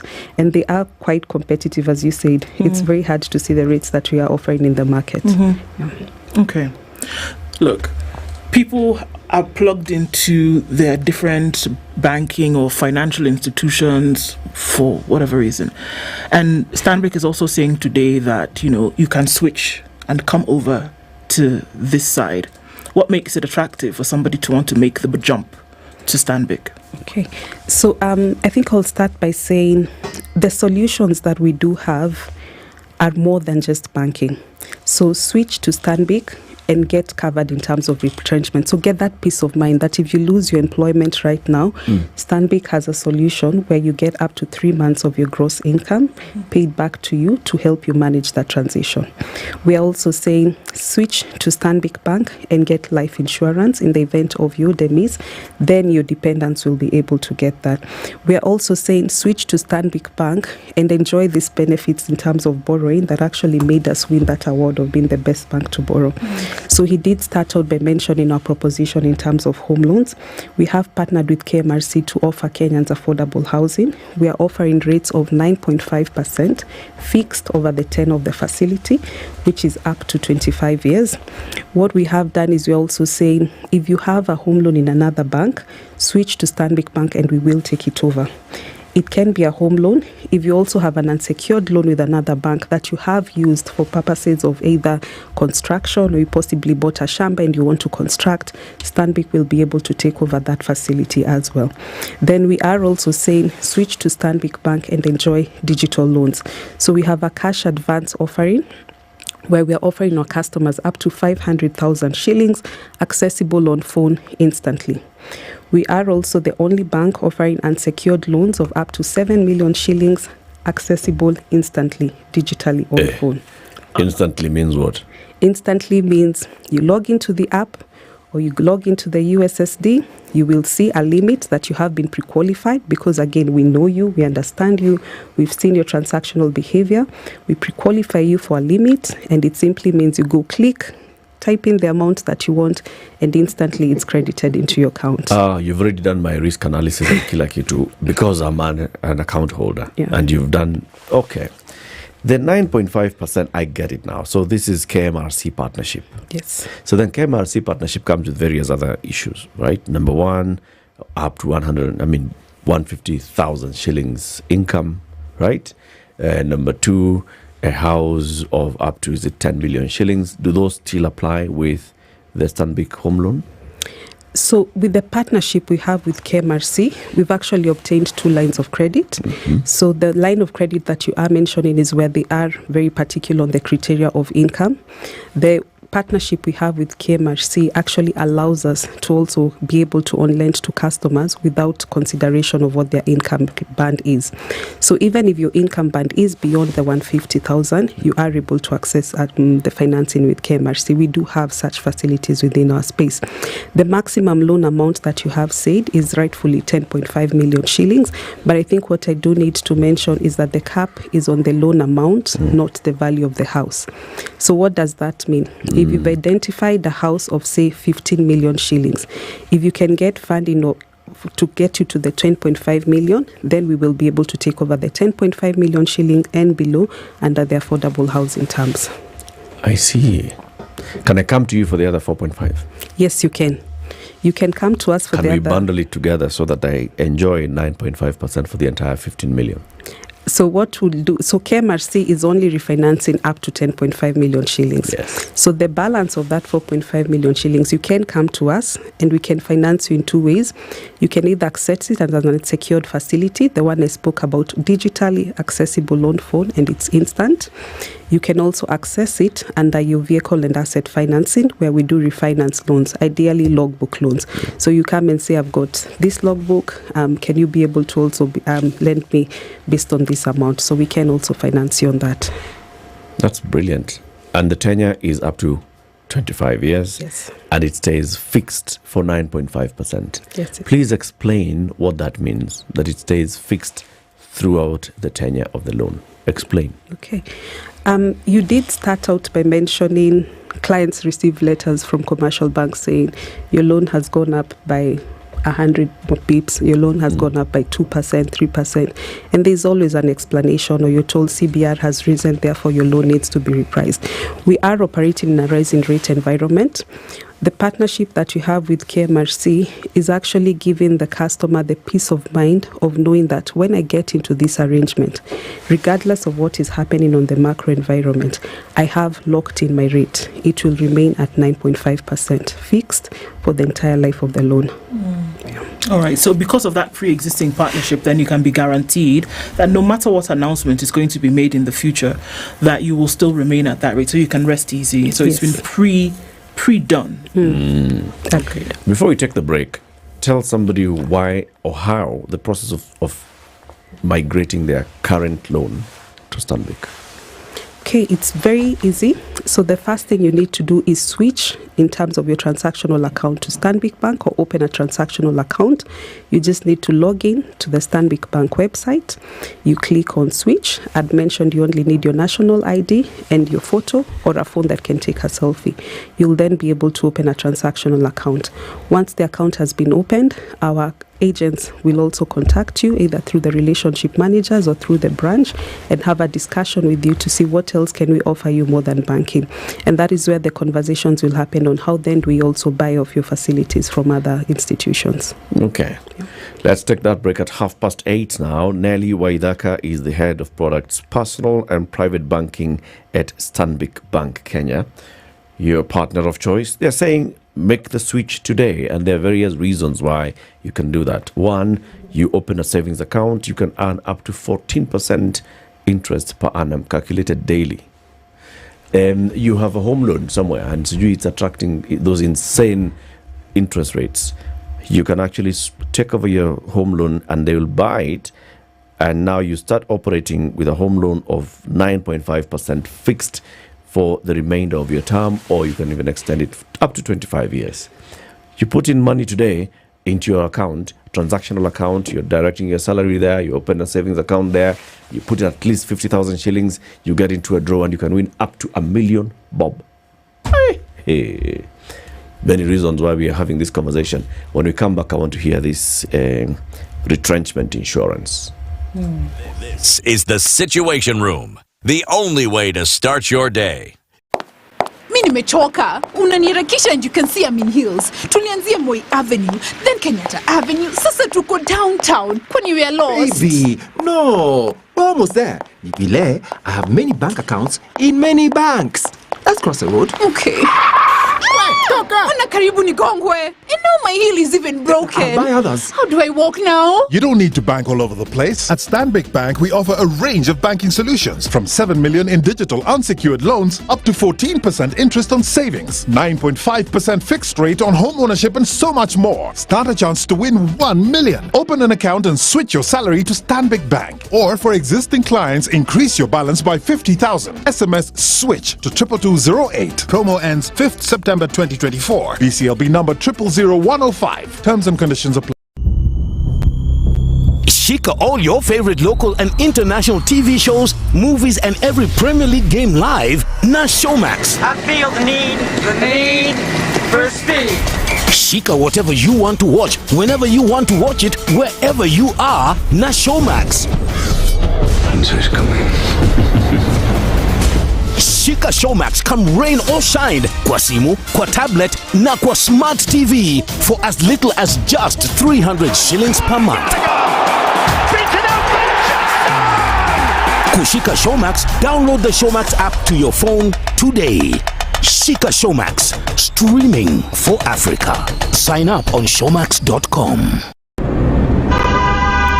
Do you know why Toyota hybrid cars have that hybrid advantage? One, they have two sources of power, electric and petrol. Saving you on fuel, now that's unmatched performance that saves fuel and the environment. Two, the battery doesn't need charging because they self-charge during braking. So, no need to plug in. Three, they will cost you less in service because they have less moving parts, which means less wear and tear. Four, you have peace of mind thanks to that expert care at Toyota by CFAO Mobility, ensuring your hybrid is always good to go. We could go on and on, but how about you just call 0800 723 222 now and test drive the Toyota Hybrid Advantage for you. The weather with SpiceFM. All right, coming into a sunny morning in Nairobi. We'll see highs today of 22 and lows of 12. 25 will be the high with the lows of 13 in Nakuru, and at 16, Nyeri is sunny going to highs of 22. We'll see highs of 24 and lows of 12 in Eldoret. And into Mombasa at 24 is sunny with highs of 30, and we'll see highs of 30 in Malindi, where it's sunny at 27. 22 and sunny in Kisumu with highs of 27. And we'll see highs of 27 in a sunny Kakamega at 20. Kampala is now sunny at 21 with highs of 27, while Dar es Salaam will see highs of 31 and lows of 22. Johannesburg is sunny at 16 with at 6, I beg your pardon, with highs of 17. And Mogadishu at 29 is sunny, going to highs of 31, and we'll see highs of 22 in a partly sunny Addis Ababa at 18. We're looking into a sunny Lagos at 25 with highs of 31, and at 21 it's sunny in Kinshasa with highs of 30. Welcome to SpiceFM, the best exclusive radio station bringing you the best mix of the best music ever. All right, yes, it is a busy morning. Looking at traffic, not much popping in other parts of the country today from what we see. All A-OK in Mombasa and coming in from Kisumu as well. Looking in this side going towards Eldoret, we're not having much with movement today. Also coming back into the capital, there's some movement on the Thika Superhighway, and then you're going to get stuck as you come towards Survey and then out towards Pangani because of the hold up there. Langata Road is busy. Some of that is spilling over towards Rilo Dinga Way as you then approach Ngong Road at the mortuary roundabout. Still extremely heavy on the Eastern Bypass. Coming through towards that Embakasi area and North Airport Road. So those are the busy spots that we see this morning. Let's see what happens as we come out of traffic hour, not too long from now.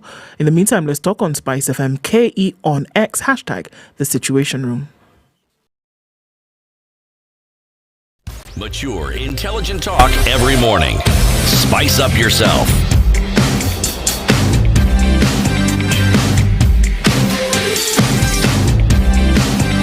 Mornings done right. 94.4 Spice FM, Nairobi. 24 minutes to 9. Our conversation continues with Nelly Waithaka, Head Products, Personal and Private Banking at Standard Bank, Kenya. We are talking about the switch campaign. They're saying, make the switch. You're saying, you have the dong with you. You have been awarded the best bank when it comes to loans, right? And you also offer the unsecured loans. I assume the thing that you want for the unsecured loan is my payslip, just to see, right, that I have a regular income. So once I've taken an unsecured loan and I'm paying, I get retrenched halfway through the tenure of the loan. What happens? Okay. So part of the reason we're actually encouraging customers to switch is because of these additional benefits that we have on our accounts. So I did mention our entry point account where you pay 200 shillings a month. What that says is in the event you have a retrenchment, for 3 months, the cover will take care of your gross income to cover for all the expenses that you will have as you look for another job. In additional, if you take that policy, there's also the life cover included in it, where in the event you actually pass away, the beneficiary that you have listed will get up to 6 months of your gross income. And that applies across all the propositions that we have for our customers. So the same applies for also executive banking and also for private banking, where we offer these extended benefits. So if I had taken 1 million shillings unsecured loan and I had paid up to 250,000 shillings, then I've lost my job, what happens? Are you going to come after me for the other 750? Are you going to go after my insurance for the 3 months and take it all so that it pays your loan? What happens here? Okay. We actually encourage customers to talk to us, especially if you have any situation that changes in terms of your economic cash flows. So the example that you've given, in the event you're retrenched, what happens? We encourage our customers immediately speak to your relationship manager or go to your branch. Then we can activate the policy that we have. In terms of your funding, as a bank, we also do listen to our customers and offer restructure facilities. On restructure, there are various options that we have, and again, it depends with the specific client and the specific need that they do have. There are customers who come to us and say, my cash flows have changed. Is there a way I can maintain the same installment but extend the tenor? So we do accommodate those conversations. There are customers who come to us and give the example that you've given. I've lost my employment. Is there a way you can give me a moratorium where, say, for a certain number of months as I sort out my situation, I can possibly only be paying interest and I get a moratorium on principal. Then you also have customers who come to us and say, I've got so many loans, I feel overwhelmed. please guide me. How do I consolidate? So in those situations, we also accommodate customers in terms of consolidation of debt. And, this is interesting because it does then, coming from a place where a lot of folks are saying, okay, well, this just seems to be a praying culture. Praying, I don't mean praying, but praying, as in coming after you when things have gone. Pray or pray. P-R-E-Y as opposed to P-R-A-Y. Because if it was just praying, we would be fine, right? But look, to say that there's an understanding, really, is there an understanding when it comes to bank customer? CT always says, look, come in and have a talk to people, let them know exactly what the problem is, and if there is one, we'll see how we can solve it. So is it that stance that has been taken, that no matter what, come in, have a conversation? Because there are many questions that folks are asking even this morning and saying, okay, so what if I am really in a rut and things are terrible, and I'm still coming and saying, let me have a conversation with Stanbic, and you're really going to walk me through? Or is it just a way to rope me in to open the account? Will you actually? We will. We will walk you through, and I can give a number of examples on how we've supported our customers. So during COVID, we actually did support our customers with restructures. There are clients who actually enjoyed moratoriums, full moratorium both on principal and interest for 3 months, some based on their situation 6 months, some even going to an extent of 9 months. We do have situations where we have supported our customers on debt consolidation. When we are having this discussion on debt consolidation, there's a program that we actually run called Financial Fitness Academies. So we can do that either in a group, or we also invite our customers to log in on our webinars, where we talk to clients on why is it important to have a budget? How do you budget?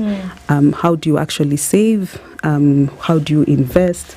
And we also have those conversations of advising them what is good debt, what is bad debt, what should you be looking out when you are actually borrowing. So those examples are there. Recently, when even taxes went up, we did also accommodate our customers, where we sent them actually notices advising them, talk to us. If you need a moratorium, we do have testimonials from our customers where we have actually accommodated them in these situations. Yes. Is it a guarantee, or must I come and talk to you, and must I have a good relationship manager? So you don't even actually, I wouldn't say you have to have a good relationship manager. You can actually walk into any branch. When I say talk to us, it's because you are the one who actually understands your financial situation best. And it's unique to every individual. So as I've mentioned, in terms of the restructures that we have, you have clients who actually come and say, I can only afford paying X amount from the installment that I pay. And we do accommodate those requests. Okay. We hear a lot nowadays of banks talking about insurance, and you as Stanbic as well, you have these products. You have a retrenchment insurance, which also has a life insurance in it. How are banks offering insurance services? Okay. So we've embedded it to become part of the bundled solution that we have. There's an exciting insurance solution that we've actually recently taken to market. It's called Flexi Protect. I think Kenyans don't like talking about death, but we are told that the only two things that are guaranteed in life are death and taxes. So what we have done is to say... and one leads to the other. Decide which one. So what we have done is we've got a solution that then says, allow us to take away that burden of planning for a funeral, either for yourself or your loved ones, under the Flexi Protect. How this solution is different from what market offers. So market offers a funeral cover for nuclear families. So what we've come up with is we are allowing inclusion of up to 22 family members. We are aware 22. So we are aware.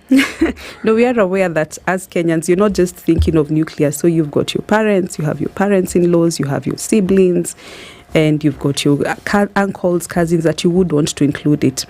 The exciting thing about this solution is that the monthly premium is as low as 500 shillings. Then what we are offering is we'll take care of the funeral expenses.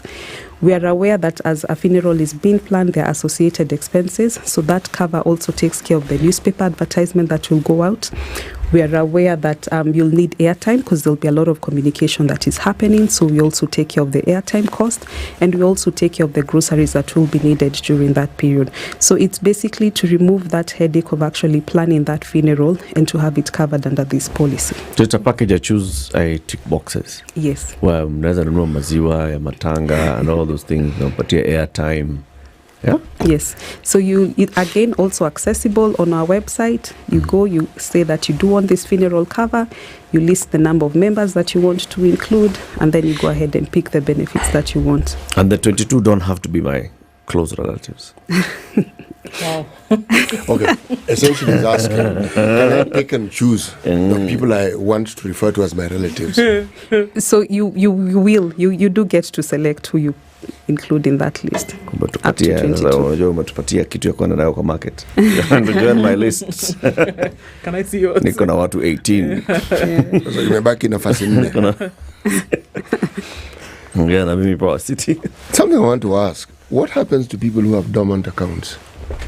So for clients who have dormant accounts, we do actively engage them in terms of just finding out, so how come you're not using your account? Is it that you're not happy with? Is it a service issue? Or is it something that you needed from the account that was not done? So we proactively manage those. For purposes of this campaign, if you have a dormant account, all you need to do is then again, if you're an existing client, top up that account with at least a minimum of 50,000 shillings, and you will be accessible to the draw of winning up to 1 million shillings. Something that has always interested me. When I was young, it didn't concern me. Now it does. Is there an age limit to this activation? When you're opening an account? No, there's no age limit. Don't worry, that's question number 1. Question number 2, accessing a loan. Is there an age limit? So what happens when you're accessing a loan? We do also consider the insurance. So you are covered for life insurance up to the age of 80 years. 80? Yeah, up to the age of 80 years. This bank is old, it understands age.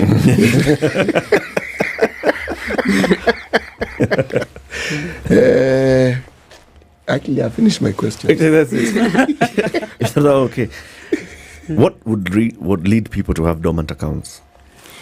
So when we speak to clients, just to understand possibly why has your account gone dormant, there is the issue around knowledge gap. So possibly they were not aware of the services that they can access. There's also the issue around possibly we do come up with innovative solutions that they have not yet come up to speed with. So you'll possibly have a client who said, I wanted to access everything digitally. At that point when I opened my account, it was not available. So we have to constantly educate clients, advising them. These are now the solutions that are available, and this is what you can do digitally. This is if you need to visit a branch, this is who you need to talk to. If you need to speak to your relationship manager, this is who you need to speak to. What's the downside to leaving your account dormant? So when you leave your account dormant, I think again I'll borrow from the proverb that we started out with. Any money that is sitting in an account not earning you anything is not growing. So there's that immediate impact. Then there's also the requirement that if you have unclaimed financial assets as a bank, we do need to then transfer them, declare them and transfer them. So if you do have funds, any amount that is lying dormant, you're actually losing the benefit of earning interest from those funds. And in the event that something happens to you and your dependents are not aware, then that is treated as an unclaimed financial asset. Inapotelea tu hivyo. So as you're asking now people to switch, what's your advice? Are you asking me to close my accounts and switch to Stanbic, or are you asking me to? Because people maybe they switch, but they leave the other account just because we are testing the waters to see whether Stanbic is actually delivering all these things. Okay. Then I come and I like the services, and I forget about the other account that I had, and it becomes dormant on the other end, and all those things that you've talked about then kick in. I'm not earning anything from it, and I will lose everything from it, and my family will not even benefit from it. Okay, so we are actually encouraging customers switch and move your entire banking to Stanbic Bank. We have a compelling proposition. We're enabling you to transact and to transact digitally. We're enabling you to borrow. We've got very creative solutions. We're enabling you to protect what matters to you, and we're also enabling you to invest. So we believe that switch and coming to Stanbic, you will get the full proposition and you will not miss where you're coming from. Okay. One of the things that you mentioned, talking about home loans. So you had also mentioned that if you had an existing home loan in another facility, is that one of the facilities that can be taken over? Yes. And how does that happen? Because you know how it is. It's really, you've done this, you've started, you're mortgaging this, that. Then how are you moving over? Do you handle everything? Just say, I'm here, Nelly. I want to move. Do the rest. Yes. Or what happens? That's exactly the arrangement. So we've got all the third parties that are required for that transition in our panel. So we are aware that you'll need a valuation. We've got valuers on our panel, lawyers, we've got lawyers on our panel. So the situation will be exactly as you've mentioned. You'll come and say, I want to switch, I'm ready. This is the bank that I have a facility, handle the takeover. And we will do the takeover for you. Okay. Yeah. But those are costs associated with this move. When I took the facility, there was valuation done by the other institution, all right, by a credible valuer. Why can't you trust the word of that valuer? Why do you have to do another valuation, which will be a cost? So I'll answer that in two ways. So we do take valuation reports of the other valuer as long as they were done in the last 3 years. Why the last 3 years is because property values go up. Again, when you come to Stanbic, we want to tell you your property value has actually gone up and you can now access on that same security an additional amount of X. So it's just to also give you that opportunity to achieve some equity from that. Okay. So what will the costs be? Let's say I'm transferring a 10 million shilling facility that I've already paid for the last 5 years with this financial institution, and I'm moving to Stanbic, but the balance is 10 million. And my current interest is 18%. Walk me through this. It depends on the loan value. So there's a scale that is used by valuers and lawyers, which again, based on the panel that you have, is actually quite within the competitors' pricing. So it does depend on loan by loan. But why we are encouraging people to switch is, in addition to the conversation we're having around pricing, even if you're not coming under affordable housing and you don't qualify for affordable housing, you're possibly coming to Stanbic under market rates. What you will pick out from Stanbic is we've applied a risk-based pricing approach to our pricing. What that means is no two customers have the same interest rate. We actually assess your risk and we make it as transparent to you to tell you we have classified you as low risk, therefore your premium for this loan is X amount. We have classified you as medium, this is your premium. Then we also have the transparency to tell you if you have been classified as medium risk, these are the things that you need to do to move to low risk, and this is how you'll actually see your loan pricing coming down. So there are those benefits. If you're on this pricing approach, again, another offer that you do have is you don't pay any loan processing fee. So it's completely free.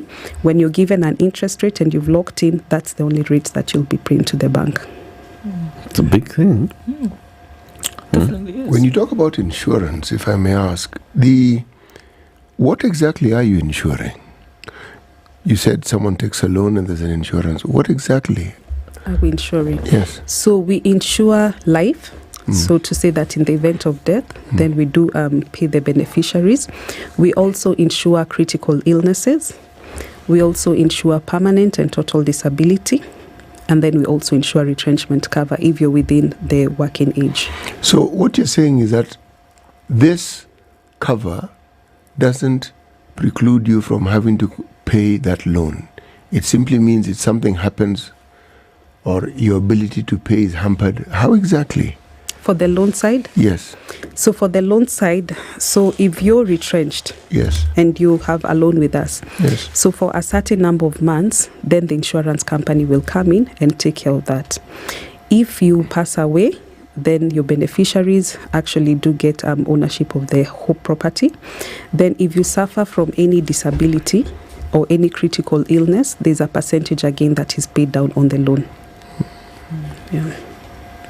How quick a turnaround time do things happen? So we're saying switch, and when you use the word switch, one would assume like you switch a light on and everything just, poof, changes.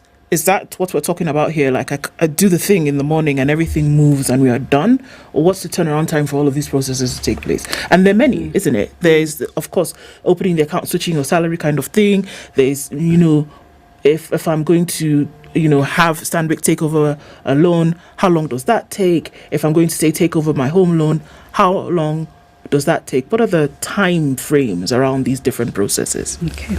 So switching in terms of onboarding and opening an account, it's digital, accessible on the website, so that would be immediate. Switching your facilities, there'll definitely be a piece where our customer persons or relationship managers speak to the other bank to transition the facilities. So that again, depending on the kind of facility, would take between a day to 2 days for vehicle and asset finance. If it's a home loan, it may take a bit longer.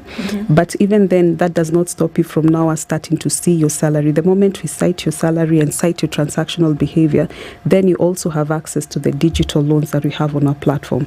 So instantly, you start assessing your cash advance of up to 500,000 shillings. Instantly, you also start getting your limit of up to 7 million once we've cited your salary and we've seen your transactional behavior. Yeah. Okay. So I just want to continue talking about the what you said. You're offering a bundle of services, right? Why is it important to think about a bundle of services, and why should I, as somebody who's seeking banking solutions, think of it in terms of a bundle? Okay. So we give clients the option of choosing either what we call pay as you go, where you pay for every transaction, or we give clients the option of going the bundling route. What we've picked out is if you pick a bundled proposition, it's actually cheaper for you rather than paying for every transaction and then getting to a point where I say, I now want to take retrenchment cover, going for it only. I now want to take this, going for it only. There's the benefit of having everything put into one basket. You do enjoy the economies of scale of that proposition. But explain that, please. So let's unbundle it. Unbundle. Okay, so let's say we've got, you pick your entry solution. If you say you'll go the pay-as-you-go route, where you pay for every transaction, it simply means that when you do a withdrawal at the ATM, you charge 30 shillings. If you want to do a banker's check, you pay the fee for the banker's check. If you go ahead and say, okay, now I think I've worked for a period of 6 months, I need to start thinking of my retrenchment, you then go ahead and talk to an insurance agent and get the retrenchment cover. Now, if you pick this option of 200 shillings a month, it's 200 bob per month, and you have all these things included within the 200 shillings. You transact, you do your ATM withdrawals, you buy your banker's check, you do your standing orders, you've got your retrenchment in place, you've got life cover in place. It always ends up being much cheaper when you do the bundle. And it'll just be fixed 200. Okay, come back to the campaign. You're telling people switch to Stanbic, and you take advantage of all these things, and you even stand a chance to win. How many people are winning, and how often? All right. So we have up to 7 million shillings up for grabs. We're running this campaign for 3 months. We close on 4th of September. The winners will be selected monthly. So every month we'll be awarding 20 customers. Then we will have the grand draw. In the grand draw, we will be awarding the ultimate winner, who will be getting 1 million shillings. The first runners-up will be getting 500,000. Then the second runners-up will be getting 300,000 shillings. 300k is and this one now will be the grand draw. Those are grand draws, which happens in September. Yes. But every month there are 20 winners. What are they winning? For the 20 winners, the number one winner wins 200,000 shillings. The first runners-up gets 100,000. Then the second runners-up gets 50,000. But you can win the monthly draw and still stand a chance to win on the grand draw. Okay, so you're not removed. Yeah. So City, who has 2 accounts and now he's going to open another one, if he puts 50k in each of those are 3 chances. It will be a draw. It's chance. Yeah, it's 3 chances of winning. Yeah. So you know, 1, 2, 3 is good. Can you imagine if in the first month one account wins 200. In the second month, another account wins 100. In the third month, another account wins another 200. And in the grand draw, you win a million. Hey. Actually, what I'm thinking of us. What's the problem? It's not a million. One account wins a million, another account wins the second prize. You're not locking yourself out of this challenge. Account 1 wins 1 million. Yes. Account 2 wins 500k. Yes. Then account 3, you leave for other people to win. There's benefit in just having the one account. So when you have that one account, the one account with the transactional deposit, that's the account will actually be assessing for your qualification for the loan limits. So there is benefit in that. That's the account So you're that you'll telling be him to looking close at. the other account. No, we are telling you to consolidate your banking. I'm being told to put that 50,000 in the other account. Nelly, thank you very much for joining us today. We've heard and we've understood a lot. So, take advantage of this campaign right now. Think about it. Switch. How can people talk to Stanbic? Okay, so you can reach us on our website. We did give details on how to open the account. You can also reach us on customer care. That's customercare@stanbic.com. You can walk into any of your nearest branches, or you can SMS switch to 22208. Okay, switch to 22208. That's as easy as that. Nelly Waidaka, Head of Products, Personal and Private Banking at Stanbic, has been here. She's been telling you, make the switch today to Stanbic Bank. It's 9 a.m.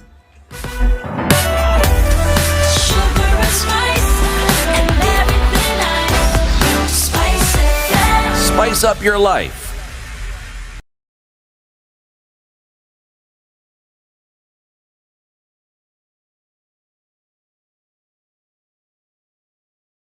Vibes Radio. Good morning, this is the News Wire. I'm Leah Ubanga. Just 2 weeks before SHIF Health Insurance is officially launched, Chairman of SHA Timothy Olweni has said that the Ministry of Health will publish information about the steps to follow in order for one to register for the insurance. Speaking on SpiceFM SituationRoom, Olweni said it will be easy for those with NHIF health insurance to register, promising that the Ministry of Health will provide more information about the registration process through the media before SHIF comes into force next month. Well, the details are going to be coming out, and we're going to be doing a lot of work in the media space to be able to explain this. But basically, you go to your phone. You, for example, those who have got a US, you can use USSD code. You put in your details, then you keep populating it, and then some information. If you give us access, for example, we'll be able to get some of the information from your previous data. So what we are adding, especially for those in informal employment, is just information that will help us be able to assess what your premium should be. Olweni has further pointed out that employed Kenyans will be charged for the insurance per year instead of per month. He said that the program aims to face off some of the challenges that was faced during NHIF. Now we're going to have annual contributions as opposed to in the past when people could contribute as and when they choose. The danger with that in the past was that people accessed the benefits, paid the premium only when they anticipate they will need the benefits, which was a very inequitable way to do things, and that what we call adverse selection is what made the pool of funds also become restricted. So now what we are proposing is an annual contribution for those in the formal sector. So that way, once you pay up, you're a member for the entire year. Uasin Gishu County has reduced the number of licensed bars to about 700 in the ongoing war on alcoholism. In the last 1 year, the county has cancelled licenses for more than 1,300 bars and drinking joints. Alcoholic Drinks Control Board Director Koya Arab Mayo said there were 2,100 licensed bars and drinking joints last year, but only 740 have been licensed to operate under the leadership of Governor Jonathan B. He said strict licensing procedures have been introduced to ensure no bar is located near learning institutions or hospitals. An M-Pesa attendant was shot and killed in a robbery incident in Tana's area, Nakuru town. The deceased, identified as Florida Hameta, who operates an M-Pesa shop next to a petrol station, was attacked by unknown assailants armed with a pistol. Police say that she resisted an order while in her shop, prompting the gang to open fire on her. Police said that they've now launched a manhunt on the robbers, even as they continue to investigate the matter further. And Haiti's administration picked new ministers on Tuesday, rounding out the new Prime Minister's cabinet in a stark departure from the previous government as the country battles a deep humanitarian crisis fueled by armed gangs. The cabinet announced nearly 2 weeks after Prime Minister Gary Conil himself was named to his post, trims the number of ministers while replacing all who served in the former Prime Minister's cabinet. Many of the new picks were drawn from outside Haiti's political class altogether. Haiti's prolonged social and political crisis has deepened since a presidential assassination in 2021 threw the Caribbean nation into uphill. And moving on, Democratic Action Party of Kenya leader Eugene Wamalwa now says that the Kenya Kwanza government has captured parliament. Speaking on one of the stations earlier today, Wamalwa criticized the state even as he called for meaningful public participation in matters that affect Kenyans. He added that should parliament be allowed to freely conduct its oversight role, then the views of the people should be implemented. And in the international scene, US President Joe Biden has said he'll respect a jury's decision to find his son guilty of gun crimes after a week-long trial that laid bare a time for the family. The 12-person jury found Hunter Biden, who's 54, guilty of lying about his drug use on a form while purchasing a handgun in 2018. He faces possible jail time following the verdict, which marked the first criminal prosecution of a sitting president's child. His conviction on all 3 felony counts comes as President Biden's campaigns for the re-election in November and less than 2 weeks after his election rival Donald Trump was himself convicted of a crime in New York. That's the Newswire. I'm Leah Ubaga.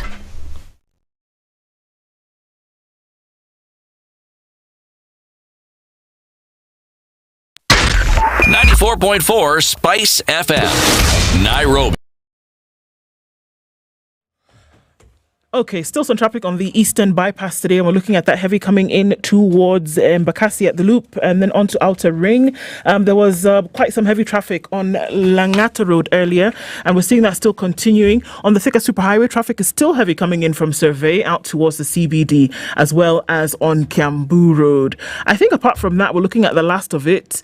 Still some movement here and there in different parts of the city, but let's just check out on that and see that how it pans out. In the meantime, let's talk Spice FM.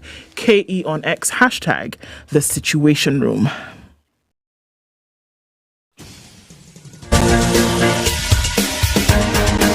This is the Situation Room, the home of hard-hitting political commentary and penetrating insights about the state of the nation. This is a talk radio experience like no other. The Situation Room, a place for hard truths, debates, and elevated conversations. The Situation Room, witty, political, engaging, deep, controversial. In the room, we have C.T. Muga, researcher, academic, seasoned political observer, a fountain of wisdom in these politically uncertain times. Ndu Okoh, Nigerian by birth, Kenyan by choice, communications expert, Pan-Africanist, a truth seeker and believer in people power, and Eric Latiff, agent provocateur, the man in the chair, seasoned journalist, news hound, a man who believes in punching up, not down. This is the Situation Room, the only way to start your day. Leo tunaongea mambo ya pesa. For example, KRA, uko na pesa yao, hujalipa.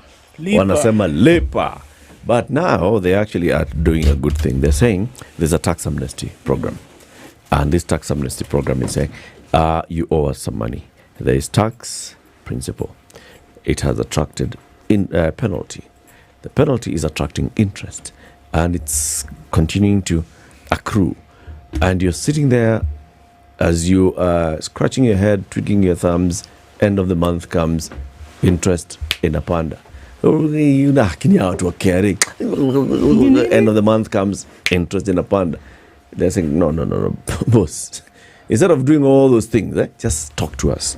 Take advantage, because now we are offering a tax amnesty program. We can waive the penalty and the interests, and then we can discuss the principle. And even that, we can discuss how you can repay the principal in installments, but make haste, because this program, si ati imekaa tu hapo. No. 30th of June, that's the end. After that, The only conversation we're having is you paying us all the money you owe us, principal plus penalty plus interest, if you don't take advantage of the tax amnesty program. Right, so you can take advantage of it actually, and you're not quite sure what to do. You need to log on to the website www.kra.go.ke.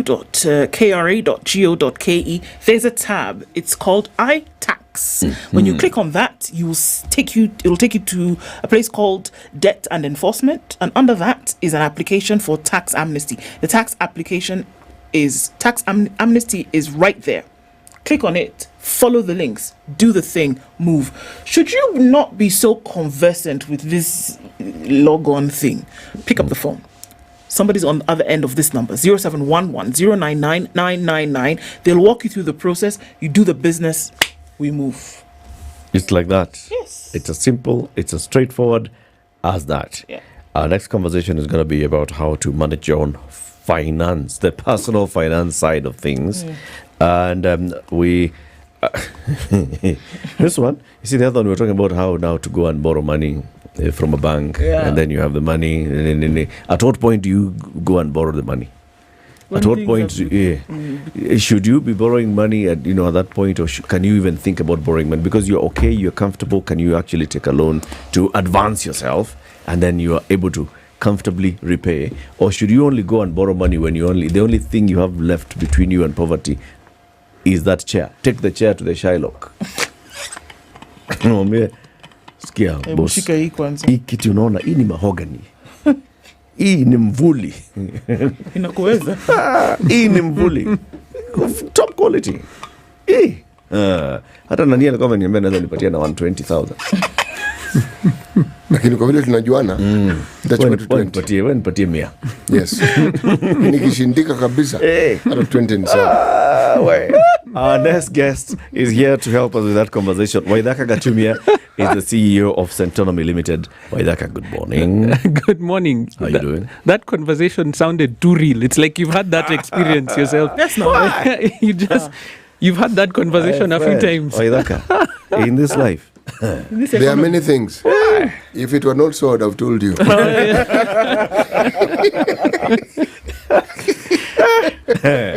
Welcome. Thank you. You know the estate called Nyeri? Sorry, yes, yes. You know Nyeri? Yes. You've been there? I've passed by. You've passed by Yes. Nyeri, but you've heard many things about Nyeri. I've heard them. Okay. Who's Nyeri? Not Nyeri. Nyeri. Not Nyeri. Not the person. Jerry. Not Nigeria. Yes. Not Nigeria. Tell me. Do you know anyone called Jules? Jules. When you pass by Jericho, you will find somebody called Jules. You didn't see Jules? Let me not say, because it might reveal various things that we don't want to reveal here. So let's leave that one. Okay. You know, like the story of the mahogany. Let's just... in this life, when you're passing by Jerry, you just say Jules. You may find Jules. Wait, tell us about Jules. Not the one that Waithaka may not know. May have never met. Yes, not that one. Okay. This is now another Jules. And she runs the streets with a crew. I don't know if the other chicks also are called with J names, but Jules abides in Jericho. Sorry. Thank you. Sorry, I have to say it right. Okay. Now, the life is difficult. Young ladies, they're figuring out, okay, so what do we do in this life that has become so hard? They don't even have the chair to take to the guy to get a loan. And then through all of this, Jules' younger brother gets admitted to a famous, great school. And she's like, Sasa, how am I going to pay the school fees for this kid? The only way and the fastest way for them was to turn to the life of crime. So they started to run the streets and they started to meet people here, there, and everywhere. And the story now takes them through the ins and outs of Nyeri and the people that they run into and how life is. It's not a story, my friend. It's on Showmax. You need to log on to www.showmax.com, or you need to download the Showmax app on your Google Play Store or Apple App Store. For as little as 300 shillings a month, you can enter this world of different things happening. This series, that series, this movie, and the other documentaries. Showmax is the upgraded streaming platform for Africa. And you can actually download and watch at your pleasure, at your leisure. And it really doesn't matter where you are. You can download and watch later. And Shika Showmax. Make sure you have it by the 17th, because 17th. 17th is when Jules, the other Jules. It hits. Yes. It's called GG. What I love is the promotion of Kenyan content and African content. That's what I love. This is it. Come on, guys. When we support one another like that, and here's the thing, it's no longer just support. Because back in the day, it used to be support because the content was, the quality was of a certain level. And so you watched because they were your friends. But now... So you promote. Yes. But now it's your top level. So I agree with you. Very good. Yeah. And also now, the next time you're buying nyama, don't buy nyama from those guys. So you promote to leo. Waidaka. So you to eat sausage power. No. Go to a proper establishment. Go to the meat section of that proper establishment. Go to the chillers, and then you'll find this brand of beef. You'll find, and it's written Ken Beef by Kenchik. Those guys of Kenchik, you know them. Now they've gone into beef, all right? And they're doing Ken Beef by Kenchik. They have bacon, sausages, burger patties, mincemeat. They've got burvos. Well done. Hiyo kitu bana. Ni kama Jerry. Wadaka, you know what burvos are? I happened to find them when I traveled to South Africa one time. Madala. Yeah. But even when you're there, you saw biltong. Did you buy some biltong? Yes. They're also doing biltong here with this thing, Ken Beef. Fit proper. Good. So next time, buy that. City will give you the day's proverb. Let's hear your interpretation of this proverb today. Yes. Our proverbs for the whole of this week are from the Republic of Zambia. Today's bush is tomorrow's forest. Today's bush is tomorrow's forest. Wadaka's eyes lit up. He was like, I'll use that in my next class. Loading immediately for the next one. What's your interpretation of it? Hey, small things, small beginnings. I think everything starts that way. And you can only see its potential. No, it is wisdom to see the potential at that stage. I think that's what I see. It's a wisdom. Yes. It's the wisdom of it. Yes. There was an article in the newspapers the other day, the news article, and this is data from the Central Bank of Kenya that is showing how people are accessing loans and what they're using as collateral to access loans. And a vast majority of those who are accessing loans are using household items as security. Now, what does that tell us? I don't know that I want to focus too much on what is being used for collateral. Collateral is just the means by which you are securing the loan. That's it. The question here is, why are you taking the loan? And I guess that's why we are having such a huge issue around the finance bill that's going on at the moment. It's because so many people are right on the edge or have even gone over the edge as far as their finances are concerned. What does that mean? That we're in survival. There is no growth, and even that survival is continuously being reduced over time. And so we need to address that issue, because the reason that you're going to that Shylock, the reason that you're going to that loan provider, whichever institution it is, needs to be clear to you. Now, we've talked about this before, but I always have to repeat myself so people hear. There is good debt and there is bad debt. Now, what does that mean? It means that when we borrow for consumption. Now, how do I make that more relatable? When I borrow for something that I am going to use for myself and not for growth, not when I borrow for something that is not going to put money in my pocket. I think that's the best way to look at it. If I borrow to buy something that will not put money in my pocket, but rather I use it for survival or even just for enjoyment, then I'm in danger. Why? Because in that transaction, I am losing money. Whereas if I borrow for an asset, and here, for those who, I'm in class, sorry, I apologize. For those who are in class and you're taking notes, an asset puts money in your pocket. So if I borrow for something that puts money in my pocket, I may be in that scenario gaining having borrowed. And that's where the issue is.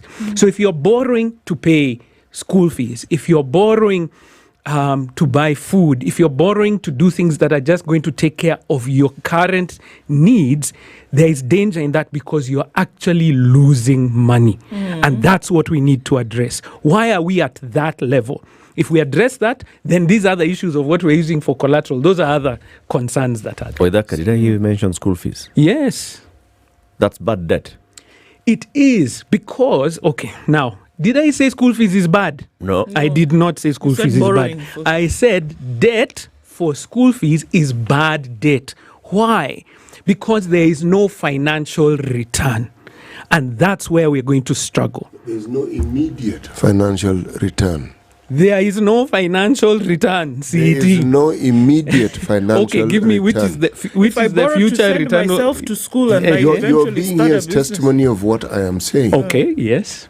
Not all parents have money sitting waiting to pay fees. Correct. So they borrow through their SACCOs, they borrow through whatever means, and they pay. Yes. That school fees means the student gets to learn. Correct. When they study, eventually they get somewhere and they earn money. So correct. It is a return. Yes. Who earns the money?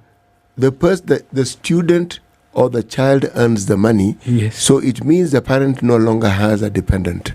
Okay. Okay. Yes. But does the parent get money from that? Yes, they do. How do they get it? They get money because this particular child, the moment the expenditure that you previously had no longer exists. Yes. So that is money now that is coming back to you. Yes. I like your thinking, but I think I got in a lot of trouble a few times back that I was here and I was seated right where you are.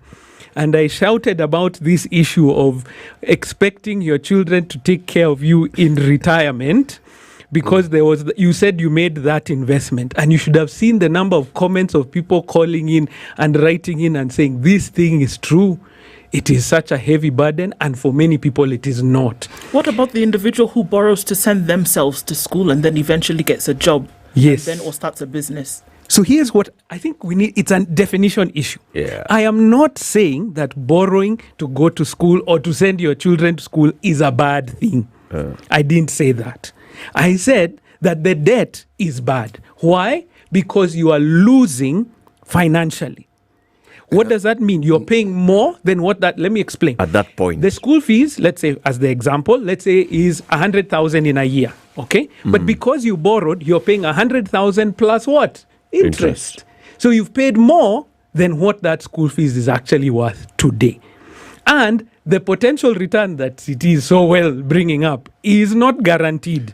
And we don't know when it will come back to you. There's something called opportunity cost. Correct, yes. And it's a term you understand very well. Yes. I didn't mention that the children then become your insurance. No, that's not what I'm saying. I am simply saying at some point that investment will cease to be a direct cost to you. Correct. Okay? Now, investments don't necessarily have to give you money for them to be worthwhile. Yes. There's something called satisfaction. Yes. Okay? There's something called understanding that someone's life has been made better and their well-being is assured. Yes. That, in my opinion, is a far better insurance. So it's like government borrowing money to build a road. Yes. It will not make money from the that road. That road won't give the government money, not necessarily unless it's But in people Kenya. will ply that route and take their product from farm to market. It could make them money. In this country, the road makes you money. It could make money if it had a toll on it. But can I disagree with you for just 1 second? Okay. You cannot eat satisfaction. You can. You can't eat it. Actually, you can. Satisfaction cannot pay your rent. Actually, it can. Satisfaction cannot give you a secure future. Actually, but let me Okay. Let's agree to disagree on that one. Can I give you the example of what I mean by bad debt? In fact, you've seen I've come with my work laptop today. I'm sitting here for those who are listening. Yes. Let me explain what I mean by bad debt, in that you are losing in the transaction. Okay. So here's the thing. If I purchase a vehicle, is a car a bad thing? No. It's a good thing. And I thank God even for my car that I have sitting outside here. It brought me here in comfort. I felt good driving that car. So a car is not a bad thing. However, if I borrow to buy that car, here's the transaction. Let's say I borrowed 1.8 million today. I'm doing an actual transaction here. 1.8 million. What kind of car will I get for 1.8 million? You can type in the chat. What do you think 1.8 will give you? Like a Toyota, which one? It's not a big one. It's a small, like Toyota Auris. Sour. That level. Yeah. So at 19%, which is around what the banks are giving you right now. 19%. 19%. Okay. Yes. Per year for 5 years. Here's what you'll be paying. Every month you'll be paying 46,000 for 60 months. Guess how much interest you'll pay over that period of time. Just take a guess before I give you the answer. How much do you think you'll pay in interest over that period? You borrowed 1.8 million. Over 5 years. Yes. That's 60 months. Yes. And a 19% annual interest rate. $1 million. Right on the dot. So, you paid $1 million in what? In interest. So, how much did you pay for this car? 1.8. 2.8 million for a car that when you bought it was worth how much? 1.8. Now, you own it 5 years later. Yay. How much is it worth? I want to sell that car today. How much is it worth? 1.5 if you are lucky. If you are lucky. Maintained it well. One owner, female driver, all those things. In Parkland. clean vehicle. Yes. Do you see that in this transaction, financially, you have lost? Now, in agreement with UCT, while you drove it, you felt good. Yeah. While you drove it, you felt comfortable. While you drove it, it gave you a status, isn't it? But financially, you have paid more than it's worth. During this entire period, all the money came out of your pocket for that period of time. Yeah. All the money. You're absolutely right. Because you paid insurance, you paid fuel at the cost that we're doing, maintenance, all those things. So when I say it is a bad debt, I didn't say that using borrowing to buy the car is bad. It's that the debt is losing you money. Can I now give you the flip side so you understand what I am saying? Okay. If you took that same, let's say that 1.8 million, don't get the Auris or the Fielder. Get a smaller car. See, what you need is a car. Now get 2 smaller ones. Take one, put it on the road. Get a driver for yourself. Get them to go and do all these taxi businesses that are out here. Now, do you see, there's one car that is helping you pay your loan. It has actually become an asset because in that scenario, you have money coming where? Into your pocket. But the issue that we have is that most of the time when we borrow for things that take money out of our pocket. And if we don't address that issue, no matter what we talk about collateral and all these other things, we're going to find ourselves in trouble. So often it means that we are spending beyond what we have. Now, can you do it on a manageable level? Yes. But the issue is that for many people, in fact, that's why we are called into many organizations as autonomy, we are called to go and train people. Why? Because the HR is having a look and seeing these guys have maxed out their salaries to the maximum, and now because they have maxed out their salaries, the 2/3. They have maxed out now because they can't borrow anymore. They have to go to Shylocks. Yeah. So if we don't get our personal finance in order, this debt crisis will continue to be part of our lives. Why do you think people are borrowing to like levels? This.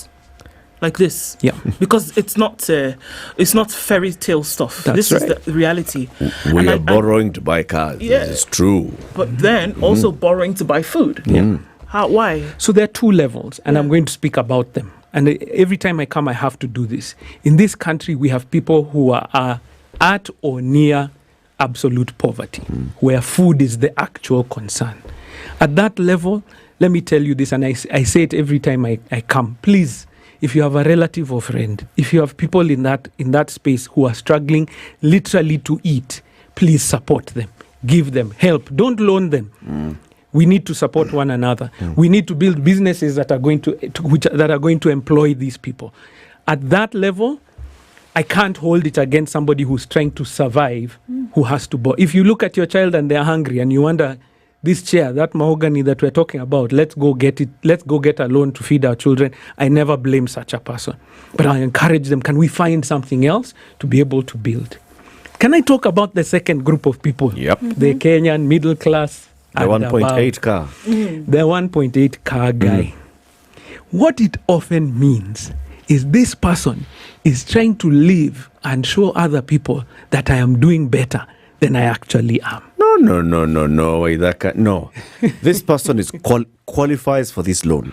Okay? Correct. The 2/3 maneno has been calculated. Yes. And actually, they can afford to take the loan. Yes. So they're not living outside or beyond their means. They're living within their means. They're What do you living within the mean- means that they can pay monthly for that car. What do you mean by they can afford?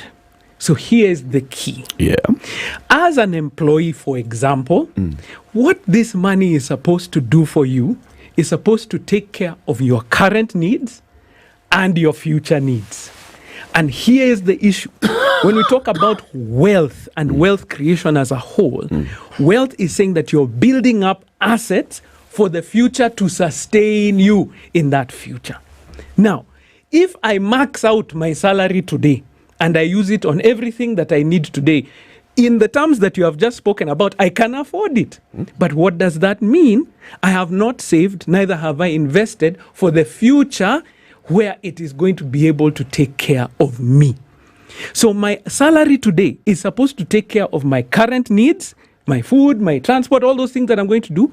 But I also must use it to save and invest so that it takes care of my future needs. Okay. So when you say I can afford it, it's within what I can be able to pay. Is it within that and it is negating our saving and potential for the future? That is where we need to have that discussion. So then we'll have that discussion. Yes. Let's take a break because, well, at how much is it? 1.8 million. How much is it per month? Per month is 46,000. 46,000. Yes. Okay. So if you can afford 46,000 and you can still put 5,000 for savings, And you can still eat. and you can and you're still 5,000. No, 5K. it's in the savings. 5. It's for the future. 5. It's the future young. It's 9:30. Kenya's biggest conversation. We're having a personal finance conversation this morning. Yeah. Debt versus savings. We're seeing the finance bill. We're seeing what kind of impact it's likely to have on your pocket. So how do you actually start thinking and adjusting towards that? Waithaka Katumia is the CEO of SituationRoom Limited. He's our guest. This is the Situation Room, the only way to start your day. You know that feeling where there is like a pain at the back of your head? What? You almost want to. But what about that moment when the pain finally starts to fade away? That moment when you go back to ordinary, to being your best self again. And it feels so good. Get effective release from strong pain with Panadol Extra. Panadol. Release starts here. If symptoms persist, seek medical advice. Always read label before use. The weather with SpiceFM. Okay, so it's sunny in Nairobi and it's going to go to highs today of 26. We'll see highs of 24 and lows of 13 in Nakuru. 22 will be the high in Nyeri, and we'll see highs of 24 in a sunny Eldoret, currently at 17. Mombasa sunny at 27, and Malindi at 29 is sunny. Sunny at 24, looking into Kisumu with sunny conditions at 22 in Kakamega. All right, Kampala is sunny at 24, going to highs of 27, and we'll see highs of 31 in a sunny Dar es Salaam at 25. Johannesburg is sunny at 8 degrees. Mogadishu at 29 is sunny, going to highs of 31, and Addis Ababa at 19 will go to highs of 22. Lagos is sunny at 25 with highs of 31, and we'll see highs of 30 in a cloudy Kinshasa, currently at 21. It's 36 degrees in Beijing Wednesday afternoon, going to highs of 37 and lows of 22. Paris is sunny at 12 with highs of 19, and London at 11 is cloudy with highs of 17 and lows of 9. New York still Tuesday night at 19, cloudy, highs of 25 and lows of 18.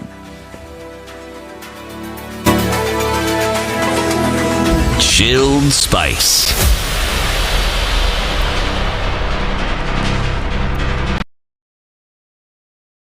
All right, traffic coming on Thika Superhighway out towards Pangani, that's heavy, and it's also heavy coming in on Kiambu Road. It still continues on Jogo Road, heading out towards Landis. Landis is quite busy as you approach Kamkunji at the roundabout, but Uhuru Highway is going to take a lot of this traffic from most of these roads this morning. Let's talk through the day on SpiceFM KE on X. Mature, intelligent talk every morning. Spice up yourself.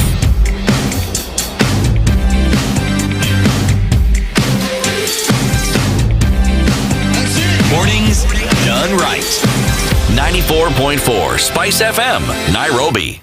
Okay, 27 minutes to 10. Our conversation continues with Waitha Kakatumia, CEO of Centonomy Limited. Before we get there, remember Brahmo Sumiyu, the Chief Officer for Emergency in Nairobi City County? Yeah. And he was here a couple of days ago. He was telling us that they deal with about 4-5 fires a day. He sent me a message already, 9:30 in the morning. Between 8 and 9 in the morning, they've already dealt with 2 fires. Hello? A fire at Shauri Moyo, next to Adventist Church. Another fire reported at Mlango Kubwa along Juja Road. That's what they deal with on a daily basis. Anyway, back to Centonomy, and Waitha Kakatumia, CEO, is here, and we're talking about personal finance. Let's go with the example that you gave us, all right? So here I am. I am employed. I earn some money. I look in the market. I see I want to drive a good car. I see, all right, 1.8 million shillings for a good car, blah, blah, blah, blah. I see this, maybe it's a car I can afford. And the monthly repayments over the next 5 years are going to be 46,000 shillings. So I go to my financial institution and I tell them I'd like to buy this car. It's and they see, so let's look at your pay slip. Can you afford? Do you have other loans? How much is your rent? Blah, blah, blah, and all those things. 46,000 shillings you can actually afford. And I had gone there because I saw that I could afford 46K. How much money I pay for rent? Hiyo iko sorted. School fees, iko sorted. I even have some money I put in the sacco. Hiyo iko sorted. I have some kidogo money for, savings here and there. Na pesa ya sherehe imebaki. And I can still pay 46 and I'll afford to fuel the car and go to Vasha. And I'll do all these other things. But you called it a bad debt. Yes. And you said, because you're looking at all these things and how it's impacting on your savings and your journey towards a more sustainable future. That's right. See, I don't see the problem. You don't see the problem there. And I don't see the problem there. And I can't afford it. So again, we come back to what does it mean that I can afford it? That I have the money to pay it today, or that I have sufficient money to cover all my other plans for life as well as this one. That's where the issue is. And so we need to do a proper interrogation of what it means to say, I can afford. Okay. Having the money does not mean that you can afford. And that's, I know this is it's a tough lesson until you're inside it. And you find that people are in such a space in which they start with that one loan and then they take another one, and before they know it, because when you go, the financial institution is not concerned deeply about your future, about your needs, and about your plans and ambitions. What they are concerned about is, will we be able to collect our money on a monthly basis? They look, based on your salary, we can collect it. Now, whether as we collect it, you're able to save, invest for the future that you have, that is now on your side. If you are the one to make that decision. But for as far as we are concerned, you can afford it because you have the income to be able to do it. What I'm challenging us here is to say, we are not just debt-paying machines. You have an ambition, you have a plan, you have a goal for yourself, for your children, for your family. Instead of first looking at what the financial institution says you can do, look at what your personal goal is and then see how you fit this in. So I'm not here to say don't take a loan to buy a car. My issue is that people often take a loan to buy a car that will eat into their other goals. And that's the problem. Just the same, can I give you an example? You know that government employees, for example, and bank employees get preferential rates on their loans. Did you know that? Yeah. Like government employees, for example, on their mortgages, I believe it's about 3%. Can you imagine? While we are paying 18%. Okay? Now, here's what happens. And this is the mistake. Because the government employee can see my loan is so much, in quotes, cheaper than everybody else. Therefore, they end up buying a bigger house than they should for themselves and staying with that loan for a long period of time. So there's that pull towards saying, oh, it's cheaper for me, therefore I go further. And that's why we still have, at 3%, please, guys, would you be in deep trouble as far as your debt is concerned? Well, everybody else, can you imagine, is paying 18% on their mortgages today? So why are we still finding government employees having debt crises? It's because now they said my loan is cheaper. Instead of taking the house of 10 million, they say because my loan is at 3 million, they end up at 3%, they end up taking a house of 30 or 40 million. So they're still the amount coming out of their salary, the one they can afford, it's the same as the one I'm paying at 18%. The same one. So you're still having the same issue. They have a bigger investment. No. I've bought 100 million shilling house, 30 million shilling house. Yes. Right? Because I am only paying at 3%. Yes. This other guy called Eric has a 10 million shilling house. Yes. Because he's charging 18%. I have a bigger house, I have a more valuable property. But then this conversation, if you look at the number of Kenyans, the percentage of Kenyans who have mortgages, I mean, it's a percentage that statistically is almost irrelevant. If you look at the number of Kenyans who actually even have these so-called bank accounts and even save. See, the reality of our situation, what Brother Waithaka is preaching here is the ideal situation that we should all aim for. But certain things need to be constant. Like healthcare, education. There needs to be a semblance of stability where you, the person who's earning money, can take certain things for granted. Then even that saving that you talk about.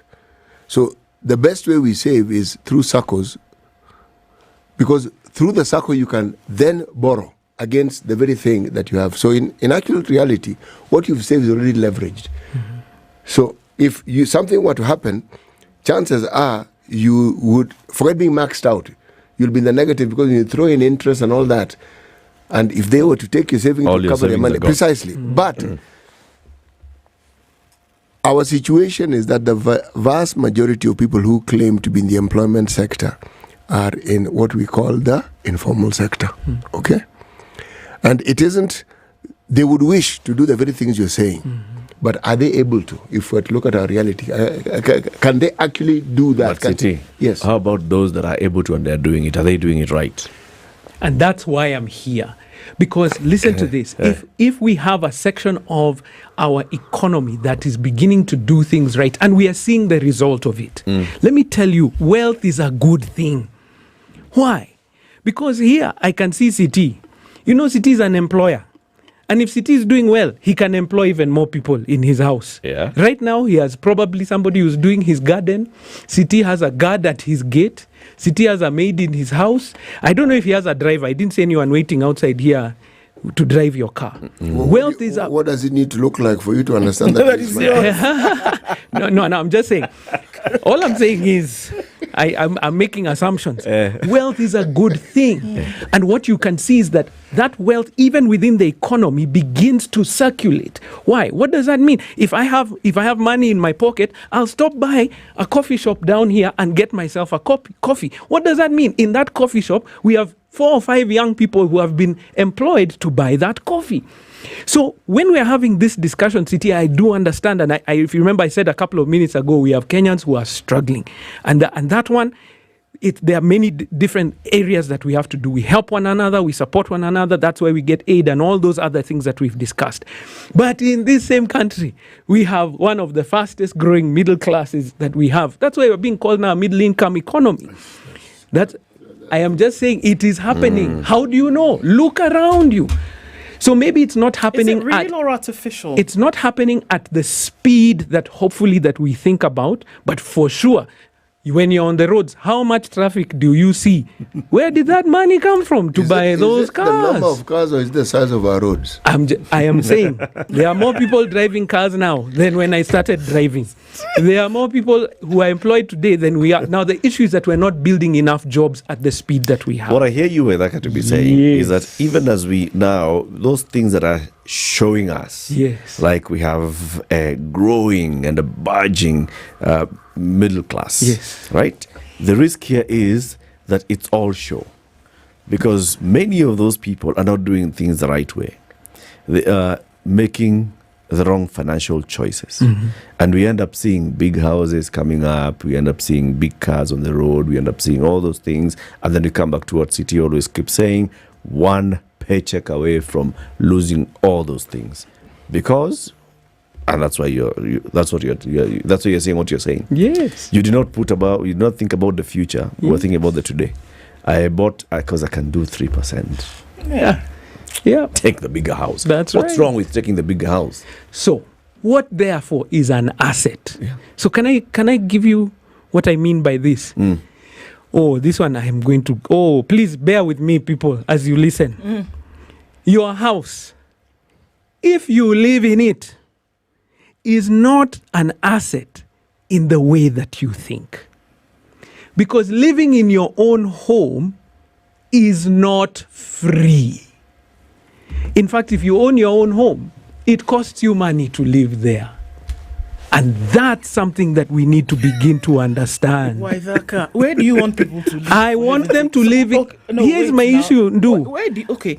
I want you to live in your own home. I bought my own house. Listen carefully. But I should not live in it. Listen carefully. I want you to live in your own home, but I don't want you to be comfortable yet. Okay. I want you to make sure that you have other assets that pay you to live comfortably in your own home. Why do I say this? Because we train retirees. And this is the one thing that is the toughest thing. I spent my whole life, this is retirees speaking to me. I spent my whole life paying off this mortgage. I own this home, but now I'm here and I don't have money to go to the supermarket. But I'm living in my home. Millions of shillings worth. I cannot buy food in the supermarket.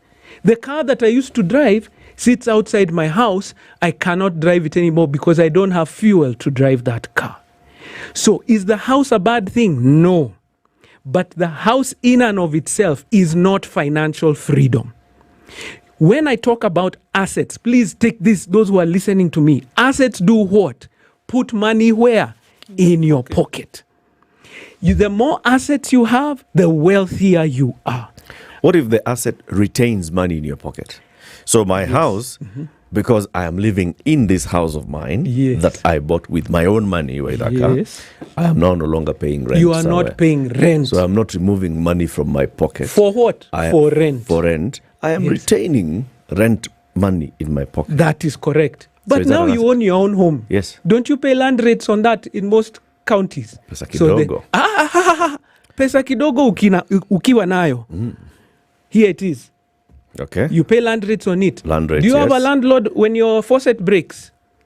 Or there's an issue with the flooring? Or floods come? Do you have a landlord to call? Who is the one to do it? So when I'm talking about a retiree, please remember many times they don't have sufficient income to sustain that place. So what would you have people do? I want you to focus first on assets that put money where? In your pocket. The more you have of them, the more financial freedom you have. All right. I can understand what you're saying. I get it, right? Correct. But it's inspirational. Aspirational. It's inspirational, as in you can say, I want you to have assets. I'm inspired. It's very inspirational. It is also aspirational because people would want to get there. But the reality of the situation, and we're not just trying to be Debbie Downers and say, oh, well, woe unto me, it's raining and life is terrible. But the truth of the matter is that things today are quite difficult. So if somebody gets an opportunity to buy a house, for example, and now here's Waithaka Gatumia saying, it's not an asset. It's not an asset. That house is actually putting you further into poverty. Yeah. So what are you saying? Buy the house and rent it out so that somebody else can be paying you rent and paying off that loan while you go pay rent somewhere else. Yes. Yes, I agree with him. Now you're still paying rent. I am now speaking from personal experience. This is not something I'm talking about from someone else. Let's hear this. Waithaka Gatumia is a case study. When we started, my wife and I said, before we start getting things that we want, we get things that we need. So the first 10 years of our marriage, we lived in a small 2-bedroom apartment. While I was still coming here and shouting at people, save and invest, I was living in a 2-bedroom apartment. But you're only two of you. No, I have 3 children. Or at that point? At that point. In that first 10 years, all 3 arrived. Okay. Well The done. 10 years, all right. By the So grace of 2 bedroom. God. And after the 3, you've added And I just said those ones. 2 bedroom City. rental. While we were there, 2 bedroom rental apartment. we started investing in our first property, which was a bigger 3 bedroom apartment. Our tenant was living larger than we were there. Okay. What did that mean? It meant that they were paying more rent than we were paying. Okay. Which means your mortgage was being paid and your rent was also being paid. And we didn't even take a mortgage. We started off with something that we could be able to, because mortgages, I told you, are so expensive because of time. We started with a personal loan, so it was even more heavy, the monthly repayments, but we could only do that by the grace of God, by staying in a smaller place for that period So of the time. rental income was paying off the loan. It wasn't even enough. Okay. It was helping to pay off the loan. Okay. But because we took it for a shorter period of time, that loan was completed faster. And before you know it, now you have an asset. Once you've cleared that loan, now you have something that is putting money where? In your pocket. In your pocket. Question, teacher. And if at any point we were in financial strain, do we not own a house? Question, teacher. Could we move there? Yes. Yes, sir. Yes, sir.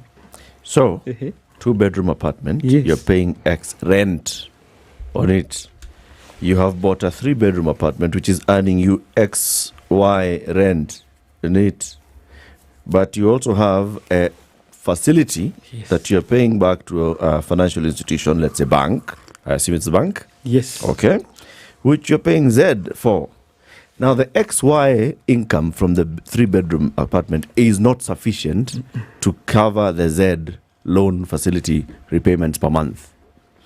That means that your income, which is A plus B, wife, let's say household income A, is paying part of the Z Yes. and also paying the X rent and others. Now, X plus the Z minus XY, is it not the same amount as XY? Are you saying? Same or more? Are you saying that the rent you are paying for this 2 bedroom plus the top up that you are putting was less than the rental income you're getting? Of course No, not. I'm not saying that. So if you went to occupy that house, the 3 bedroom house, right?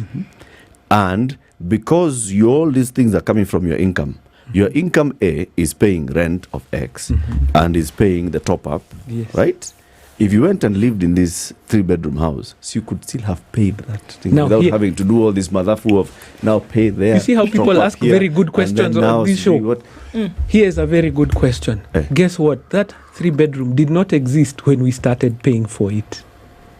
It didn't. We paid into an off-plan project.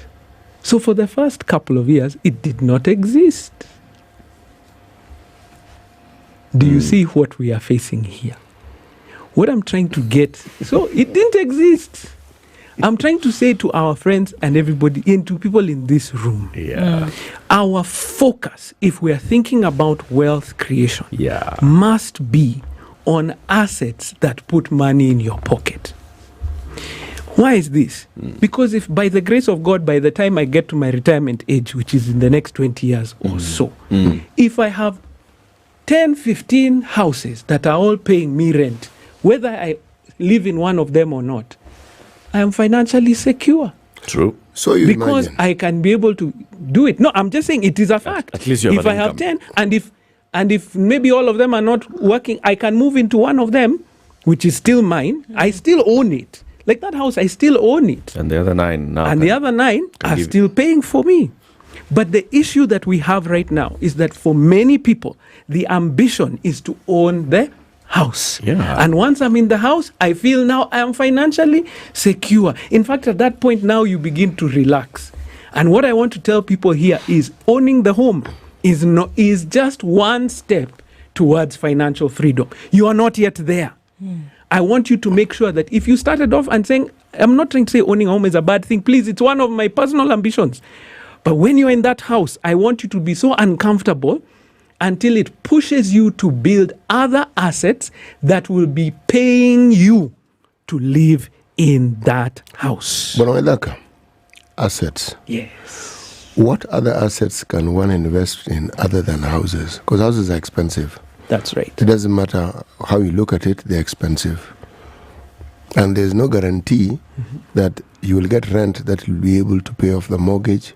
So what other investments can one put money in? Okay. So now City has gone towards financial strategy. Watch this. I am young. I'm in my 20s, early 30s. Maybe I don't have all the money to build this house, these houses that we're discussing. No problem. But I have, hey, see that 5K that you're talking about as a starting point. Yes. So the aim is to invest in especially investments that have a compounding factor to them, where they are earning interest on interest or return on return over a long period of time. For example, going to the stock market. For example, going into unit trusts. For example, going into business for yourself. What I'm trying to say is that we're putting our small money where it will give us a return, and hopefully a return on that return. And the aim is that during this period of time, you're building that asset base. It is growing. And then when I get closer to the time that now I'm going to be retiring, I sell my shares, I sell my units, I sell those, and now purchase what we call income earning assets. And real estate is not the only income earning asset. City, I encourage you and everybody else. Everybody should do at least one trip to the central bank one day. Central bank? Central bank. Here on Haile Selassie Avenue, if you're in Nairobi and the other branches wherever you are. Why? Why? You go there and you'll notice that the people there look a certain way.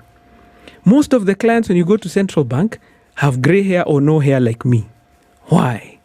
Because there are many retirees now who are earning their income from government bonds, which are excellent income earning assets. For now.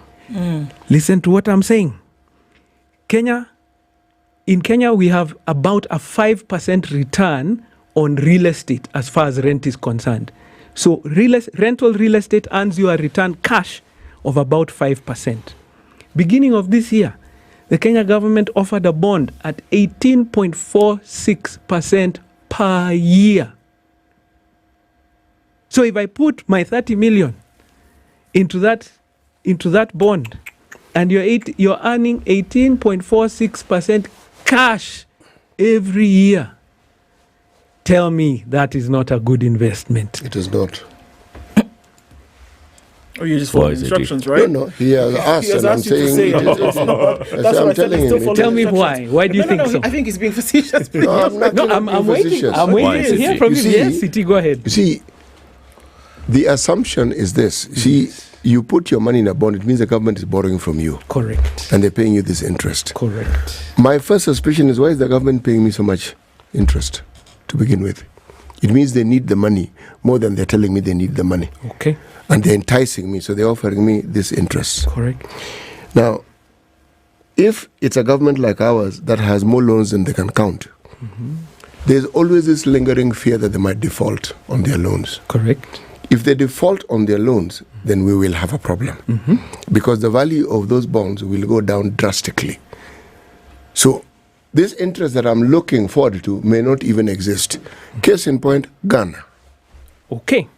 So let me make a response to that argument. So first of all, and I have to be clear about this, listen to this carefully, there is no investment on earth without risk. Talk to anybody right now who, in this city of ours, who owned million dollar, not even shilling houses, who are still flooded today. Could they foresee that risk? So is real estate 100% guaranteed? No. Is government bonds 100% guaranteed? No. If anyone can tell me of 100% guaranteed investment, then here's the thing. There is zero on this planet called Earth. In Kenya, there's a 100% guarantee investment on land. Again, it is not. Why? If we can go back into the history, you will find how many land cases that people bought thinking that they were there. People bought, and then what is it called? This sewage treatment plant comes next to your place and your value of land goes down. Even that can be lost. Hey, people bought land and then what is it called? The landslide happened on your piece of property and suddenly there's a river in the middle of it. It is not 100% guarantee. And so if you invest only based on the level of guarantee, you're making a mistake. On this earth, there is zero investment without risk. So invest. Because you don't know. It was a risk to get in your car, into your matatu, to go to work. There's a risk. But you take it because of the potential return. And so, CT, I agree with you in this. Don't put all your eggs in one basket. In one hand. So when you think about your investments, especially in retirement, you're going to be in one hand. You can have, the aim is to have a little bit of real estate, some government bonds, a business somewhere. What we're trying to say is aim to have what? Income earning assets. Because in that is your financial freedom. That's the takeout. That's it. That's the takeout. Yes. You have to tell us how to get there. It starts with that 5K monthly. That's what it starts with. But this 5K, you're telling me I can't buy a car. No, that 5K is probably your salary. So what do you do? So for that guy, we need to find a new salary. Quick one before we go off. This is a story I always give about our watchman. When I was in that 2-bedroom apartment, that watchman used to earn minimum wage for a watchman about 13,000 a month. The guy came to work and he realized all these cars here. Somebody used to ask him wash my car, and he'd wash it at night. Before he knew it, he was washing all the cars, and that guy had essentially doubled his salary living in that place. You're asking how to do it? It is like that. Double your income. It is by doing small changes in your life and using the skills, gifts, and talents that God has given you to achieve even more than you have. Foidaka, thank you very much. It's different from telling us started with one bean. And now you run a restaurant. One egg. Yeah, one egg. But it starts. It always starts with the shrub that then becomes a forest. Thank you very much. Have a lovely day, people. See you again tomorrow. Waidaka Gatumia, CEO of Centonomy, has been our guest. Spice up your life